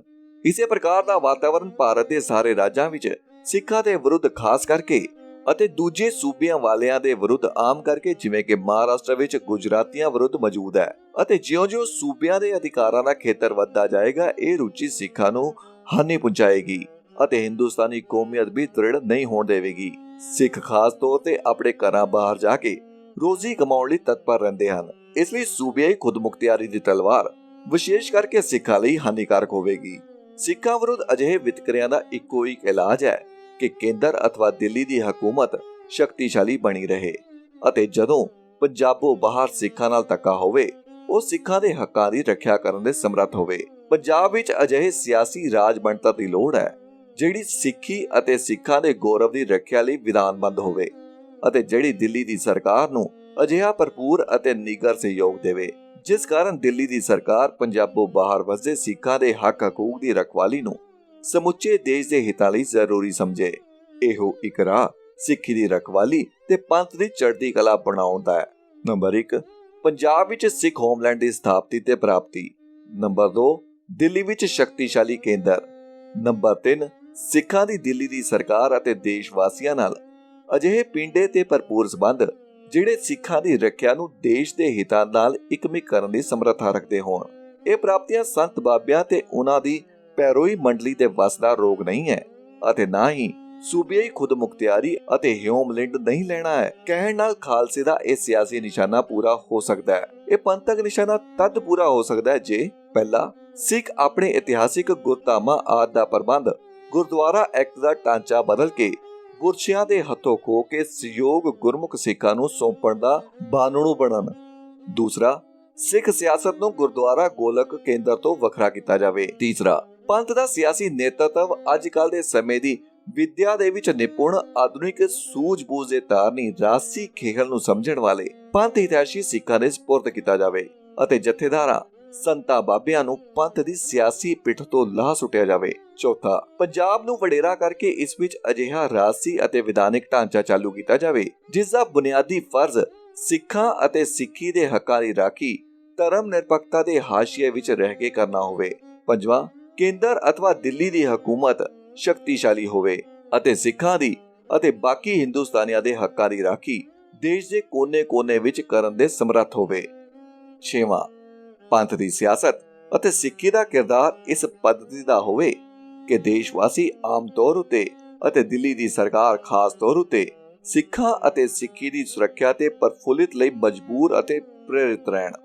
ਇਹ ਮਹਾਨ ਪ੍ਰਗਤੀ ਸਿੱਖਾਂ ਦੇ ਮਾਮਲਿਆਂ ਵਿੱਚ ਅੱਜ ਦੀ ਨਿਗਰੀ ਹੋਈ ਦਸ਼ਾ ਦੇ ਵਿੱਚ ਬਿਨਾਂ ਗੁਰੂ ਦੀ ਕਿਰਪਾ ਦੇ ਨਹੀਂ ਹੋ ਸਕਦੀ। ਸਤਿਗੁਰ ਬਾਝੋ ਕੋ ਨਹੀਂ ਭੈ ਕਟਣ ਹਾਰਾ। ਅਤੇ ਇਹ ਪ੍ਰਗਤੀ ਅੱਜ ਜਾਂ ਕੱਲ ਅਵਸ਼ ਆਏਗੀ ਕਿਉਂਕਿ ਸਿੱਖਾਂ ਦੇ ਕਲਪ ਬ੍ਰਿਖ ਰੂਪੀ ਸੰਘ ਨੇ ਧਰਮ ਦੀ ਰਾਖੀ ਤੇ ਦੇਸ਼ ਅਤੇ ਸੰਸਾਰ ਦੀ ਸੇਵਾ ਅਕਾਲ ਪੁਰਖ ਦੇ ਹੁਕਮਾਂ ਦੇ ਵਿੱਚ ਕਰਨੀ ਹੈ ਅਤੇ ਅਵශ්‍ය ਕਰਨੀ ਹੈ ਅਤੇ ਕੋਈ ਉਜੜ ਦੋਖੀ ਸਿੱਖੀ ਤੇ ਖਾਲਸੇ ਨੂੰ ਪਰਾਜੈ ਨਹੀਂ ਕਰ ਸਕੇਗਾ। ਸਤਿਗੁਰ ਅਸਥਿਰ ਕਰ ਦੀਨੋ ਕਰ ਬਾਰ। ਜੋ ਨਿੰਦ करे इन ग्रहण की तिन आगे ही मारे करतार। मत कोई समझे कि सैकुलर राजसी संजोग पहन के हिंदुस्तान की बहुत संख्या जाति का गलबा हुण सदा लई पक्का हो गया है। सिक्खी सिदक धीरज अते कर्म कौशल बुद्धि रूपी बुरछे नाल पंथ हर प्रकार की विखमता अते शत्रुता का मुकाबला करन दे समर्थ है। जर्मनी के सम्राट महा फैडरिक ने महामात्र मार्कुई अरियन ਨੂੰ ਪੁੱਛਿਆ ਸੀ ਕਿ ਕੋਈ ਇੱਕ ਦਲੀਲ ਜਿਹੜੀ ਕਿ ਅਕਟ ਕਤਈ ਹੋਵੇ ਮੈਨੂੰ ਰੱਬ ਦੀ ਹਸਤੀ ਬਾਰੇ ਦੱਸੇ। ਉੱਤਰ ਸੀ ਮਹਾਰਾਜ ਅਧਿਰਾਜ ਯਹੂਦੀ ਕੌਮ। ਸਿੱਖ ਪੰਥ ਦੀ ਉਤਪਤੀ ਦੇ ਹੋਂਦ ਅਕਟ ਅਤੇ ਕਤਈ ਦਲੀਲ ਇਸ ਗੱਲ ਦੀ ਹੈ ਕਿ ਸ਼ਰਧਾ ਅਤੇ ਧਰਮ ਦੀ ਲੋਹ ਕਿਸੇ ਅਸੁਰੀ ਬਲ ਧੱਕੇ ਤੇ ਕੁਟਲ ਖੜਯੰਤਰ ਦੁਆਰਾ ਬੁਝਾਈ ਨਹੀਂ ਜਾ ਸਕਦੀ। ਮਤ ਕੋਈ ਘਬਰਾਵੇ ਕਿ ਹੁਣ ਸੰਤ ਜੁੰਡਲੀ ਨੇ ਸ਼੍ਰੋਮਣੀ ਅਕਾਲੀ ਦਲ ਦੇ ਪਿੰਜਰ ਉੱਤੇ ਪੱਕਾ ਕਬਜ਼ਾ ਕਰ ਲਿਆ ਹੈ। ਸਿੱਖਾਂ ਦੀ ਸਿਆਸਤ ਵਿੱਚੋਂ ਇਹਨਾਂ ਨੇ ਪੰਥਕ ਜਜ਼ਬਾ ਅਤੇ ਸਿੱਖੀ ਨਿਸ਼ਾਨੇ ਖਾਰਜ ਕਰ ਦਿੱਤੇ ਹਨ। ਗੁਰਦੁਆਰਿਆਂ ਦੀਆਂ ਗੋਲਕਾਂ ਤੇ ਪਲੇਟਫਾਰਮਾਂ ਉੱਤੇ ਅਸਿੱਖ ਰੁਚੀਆਂ ਦਾ ਫੌਲਾਦੀ ਪੰਜਾ ਜਮਾ ਲਿਆ ਹੈ ਅਤੇ ਸਿੱਖ ਰਾਜਨੀਤੀ ਦੇ ਖੇਤਰ ਦੇ ਵਿੱਚੋਂ ਚੁਣ ਕੇ ਪੰਥ ਅਤੇ ਸਿੱਖੀ ਲਈ ਹਾਂ ਦਾ ਨਾਰਾ ਮਾਰਨ ਵਾਲੇ ਅਤੇ ਆਧੁਨਿਕ ਰਾਜਨੀਤੀ ਅਤੇ ਸਿਆਸੀ ਦੁਨੀਆ ਨੂੰ ਸਮਝਣ ਵਾਲੇ ਕੱਢ ਕੇ ਨੁਕਰੇ ਲਾ ਦਿੱਤੇ ਹਨ। ਹੁਣ ਸਿੱਖੀ ਅਤੇ ਪੰਥ ਦੇ ਨਾਮ ਉਤੇ ਕੋਈ ਰਾਜਨੀਤੀ ਸੰਗਰਾਮ ਚੱਲ ਨਹੀਂ ਸਕੇਗਾ। ਅਜਿਹਾ ਸੋਚਣਾ ਠੀਕ ਨਹੀਂ ਹੋਵੇਗਾ। ਸਨ 1606 ਤੋਂ ਸਨ 1717 ਤੱਕ ਸਿੱਖੀ ਦੇ ਕੇਂਦਰ ਸ੍ਰੀ ਦਰਬਾਰ ਸਾਹਿਬ ਦੇ ਵਿੱਚ ਗੁਰੂ ਅਤੇ ਖਾਲਸੇ ਨੂੰ ਦਾਖਲ ਨਹੀਂ ਹੋਣ ਦਿੱਤਾ ਗਿਆ ਸੀ ਅਤੇ ਪੂਰੇ 70-72 ਸਾਲ ਸੰਤ ਜੁੰਡਲੀ ਦੇ ਆਤਮਿਕ ਪਿਤਾਮਿਆਂ ਧੀਰ ਮਲੀਆਂ ਦਾ ਕਬਜ਼ਾ ਇੱਥੇ ਰਿਹਾ ਸੀ। ਹਿੰਦ ਦੀ ਚਾਦਰ ਗੁਰੂ ਤੇਗ ਬਹਾਦਰ ਨੂੰ ਹਰਿਮੰਦਰ ਸਾਹਿਬ ਦੇ ਅੰਦਰ ਨਹੀਂ ਸੀ ਵੜਨ ਦਿੱਤਾ ਗਿਆ। ਪੰਥ ਦੇ ਵਾਲੀ ਸਾਹਿਬ ਦਸਮ ਪਾਤਸ਼ਾਹ ਦਾ ਸੰਬੰਧ ਸੋ ਸਾਖੀ ਅਨੁਸਾਰ ਹਰਿਮੰਦਰ ਸਾਹਿਬ ਨਾਲ ਇਤਨਾ ਹੀ ਰਿਹਾ। ਹਮ ਵੀ ਸੁਦਾਸਰ ਜਾਮਨੇ ਕੀ ਭਾਵਨੀ ਰੱਖਤੇ हैं। ਇਥੇ ਧੀਰ ਮਲੀਆਂ ਗੁਰੂ ਹਰਜੀ ਗੱਦੀ ਉੱਤੇ ਬੈਠ ਕੇ ਕਾਬਲ ਤੋਂ ਦਿੱਲੀ ਤੱਕ ਆਪਣੇ ਮਸੰਦ ਭੇਜ ਕੇ ਭੰਬਲ ਪੁਸਿਆਂ ਵਿੱਚ ਪਏ ਹੋਏ ਸਿੱਖਾਂ ਦੇ ਕੋਲੋਂ ਕਾਰ ਭੇਟ ਉਗੜਾਉਂਦਾ ਰਿਹਾ ਸੀ ਅਤੇ ਉਸਦੇ ਢਾਡੀ ਸਾਰੇ ਦੇਸ਼ ਵਿੱਚ ਗਾਉਂਦੇ ਫਿਰਦੇ ਸਨ। ਹੂ ਹਾ ਕੇ ਹਰਜੀ ਹਾਂ ਮੈਂ ਦਰਸ਼ਨ ਅੰਮ੍ਰਿਤਸਰ ਤੇ ਜਾ ਮੇਰਾ ਮਨ ਲੋਚਦਾ। ਕਿੱਥੇ ਹੈ ਗੁਰੂ ਹਰਜੀ ਅਤੇ ਕਿੱਥੇ ਗਏ ਉਸਦੇ ਮਸੰਦ। ਹੂ ਹਾ ਕੇ ਹਰਜੀ ਹਾਂ ਸੰਤ ਬਾਬਾ ਜ਼ਿੰਦਾਬਾਦ। ਅਸੀਂ ਸਾਰੇ ਅਧਿਕਾਰ ਸੰਤ ਬਾਬਾ ਜੀ ਨੂੰ ਸੌਂਪਦੇ ਹਾਂ। ਇਹ ਵਿਖਮਤਾ ਸਦਾ ਨਹੀਂ ਰਹਿਣੀ ਅਤੇ ਅੰਤ ਨੂੰ ਆਕੀ ਖੁਆਰ ਹੋਣਗੇ ਤੇ ਬੋਲ ਵਾਲੇ ਖਾਲਸੇ ਦੇ ਹੋਣਗੇ। ਪੰਥ ਗੁਰੂ ਦਾ ਆਸਰਾ ਲੈ ਕੇ ਮੁੜ ਜਥੇਬੰਦ ਹੋਵੇ। ਆਪਣੀ ਸਿਆਸਤ ਦੀ ਰੂਪ ਰੇਖਾ ਬਾਬਤ ਸੰਵਿਧਾਨ ਹੋਵੇ। ਦੇਸ਼ ਵਾਸੀਆਂ ਨੂੰ ਦ੍ਰਿੜ ਵਿਸ਼ਵਾਸ ਦਿਵਾਉਣ ਦਾ ਭਰਪੂਰ ਯਤਨ ਕਰੇ ਕਿ ਸਿੱਖ ਦੇਸ਼ ਦੀ ਅਖੰਡਤਾ ਨੂੰ ਭੰਗ ਕਰਨਾ ਨਹੀਂ ਲੋਚਦੇ। ਇਸ ਦੀ ਰੱਖਿਆ ਦੇ ਮੁੱਦਈ ਹਨ। ਸਿੱਖ ਭਾਰਤ ਜਾਤੀ ਨੂੰ ਨਿਰਬਲ ਨਹੀਂ ਸਬਲ ਬਣਾਉਣਾ ਲੋਚਦੇ ਹਨ ਅਤੇ ਸਿੱਖ ਨਾ ਤਾਂ ਮਰਨਾ ਚਾਹੁੰਦੇ ਹਨ ਅਤੇ ਨਾ ਆਪਣਾ ਆਤਮਿਕ ਵਿਅਕਤਿਤਵ ਤੇ ਰਾਜਸੀ ਪਦ ਪਦਵੀ ਤਿਆਗਣਾ। ਇਹੋ ਰਿਆਜ਼ ਅਤੇ ਨੁਕਤਾ ਸਿੱਖ ਹੋਮਲੈਂਡ ਦੀ ਸਥਾਪਤੀ ਦੀ ਮੰਗ ਵਿੱਚ ਪੋਸ਼ੀਦਾ ਹੈ, ਜਿਸ ਨੂੰ ਪੰਜਾਬੀ ਸੂਬਾ, ਪੰਜਾਬੀਅਤ, ਸੂਬਿਆਈ ਖੁਦਮੁਖਤਿਆਰੀ ਰੂਪੀ ਧੂਏ ਦੇ ਬਦਲ ਛਪਾਉਣ ਤੇ ਵਿਨਾਸ਼ ਕਰਨ ਦੇ ਯਤਨ ਕਰ ਰਹੇ ਹਨ। ਇਸ ਰਮਜ਼ ਨੂੰ ਸਿੱਖੀ ਹਿਰਦਾ ਹੀ ਸਮਝ ਸਕਦਾ ਹੈ, ਸਿਆਸੀ ਜੁਆਰੀਏ ਅਤੇ ਸੌਦੇਬਾਜ਼ ਨਹੀਂ। ਲੇਖਕ ਸਰਦਾਰ ਕਪੂਰ ਸਿੰਘ ਜੀ ਨੇ ਪਹਿਲੇ ਅਧਿਆਏ ਭਿਖਮੈ ਅੰਮ੍ਰਿਤ ਦੇ ਅਖੀਰ ਵਿੱਚ ਗੁਰਸ਼ਬਦ ਗੁਰਬਾਣੀ ਰਾਹੀਂ ਸਮਝਾਉਣ ਦੀ ਕੋਸ਼ਿਸ਼ ਕੀਤੀ ਹੈ। ਅੰਮ੍ਰਿਤ ਕੀ ਸਾਰ ਸੋਈ ਜਾਣੈ ਜੇ ਅੰਮ੍ਰਿਤ ਕਾ ਵਪਾਰੀ ਜੀਓ। ਸੋ ਇਹ ਸੀ ਲੇਖਕ ਸਰਦਾਰ ਕਪੂਰ ਸਿੰਘ ਜੀ ਦੁਆਰਾ ਲਿਖਿਆ ਗਿਆ ਪਹਿਲਾ ਅਧਿਆਏ ਭਿਖਮੈ ਅੰਮ੍ਰਿਤ। ਹੁਣ ਜਲਦੀ ਹੀ ਲੈ ਕੇ ਆਵਾਂਗੇ ਅਕਾਲ ਆਡੀਓ ਬੁੱਕਸ ਦੇ YouTube ਚੈਨਲ ਤੇ ਲੇਖਕ ਸਰਦਾਰ ਕਪੂਰ ਸਿੰਘ ਜੀ ਦਾ ਲਿਖਿਆ ਹੋਇਆ ਦੂਸਰਾ ਅਧਿਆਏ ਸਿੱਖ ਹੋਮਲੈਂਡ ਦੀ ਰੂਪਰੇਖਾ। ਤਦ ਤੱਕ ਲਈ ਮੈਨੂੰ ਸੰਦੀਪ ਸਿੰਘ ਨੂੰ ਦਿਓ ਇਜਾਜ਼ਤ। ਵਾਹਿਗੁਰੂ ਜੀ ਕਾ ਖਾਲਸਾ, ਵਾਹਿਗੁਰੂ ਜੀ ਕੀ ਫਤਿਹ।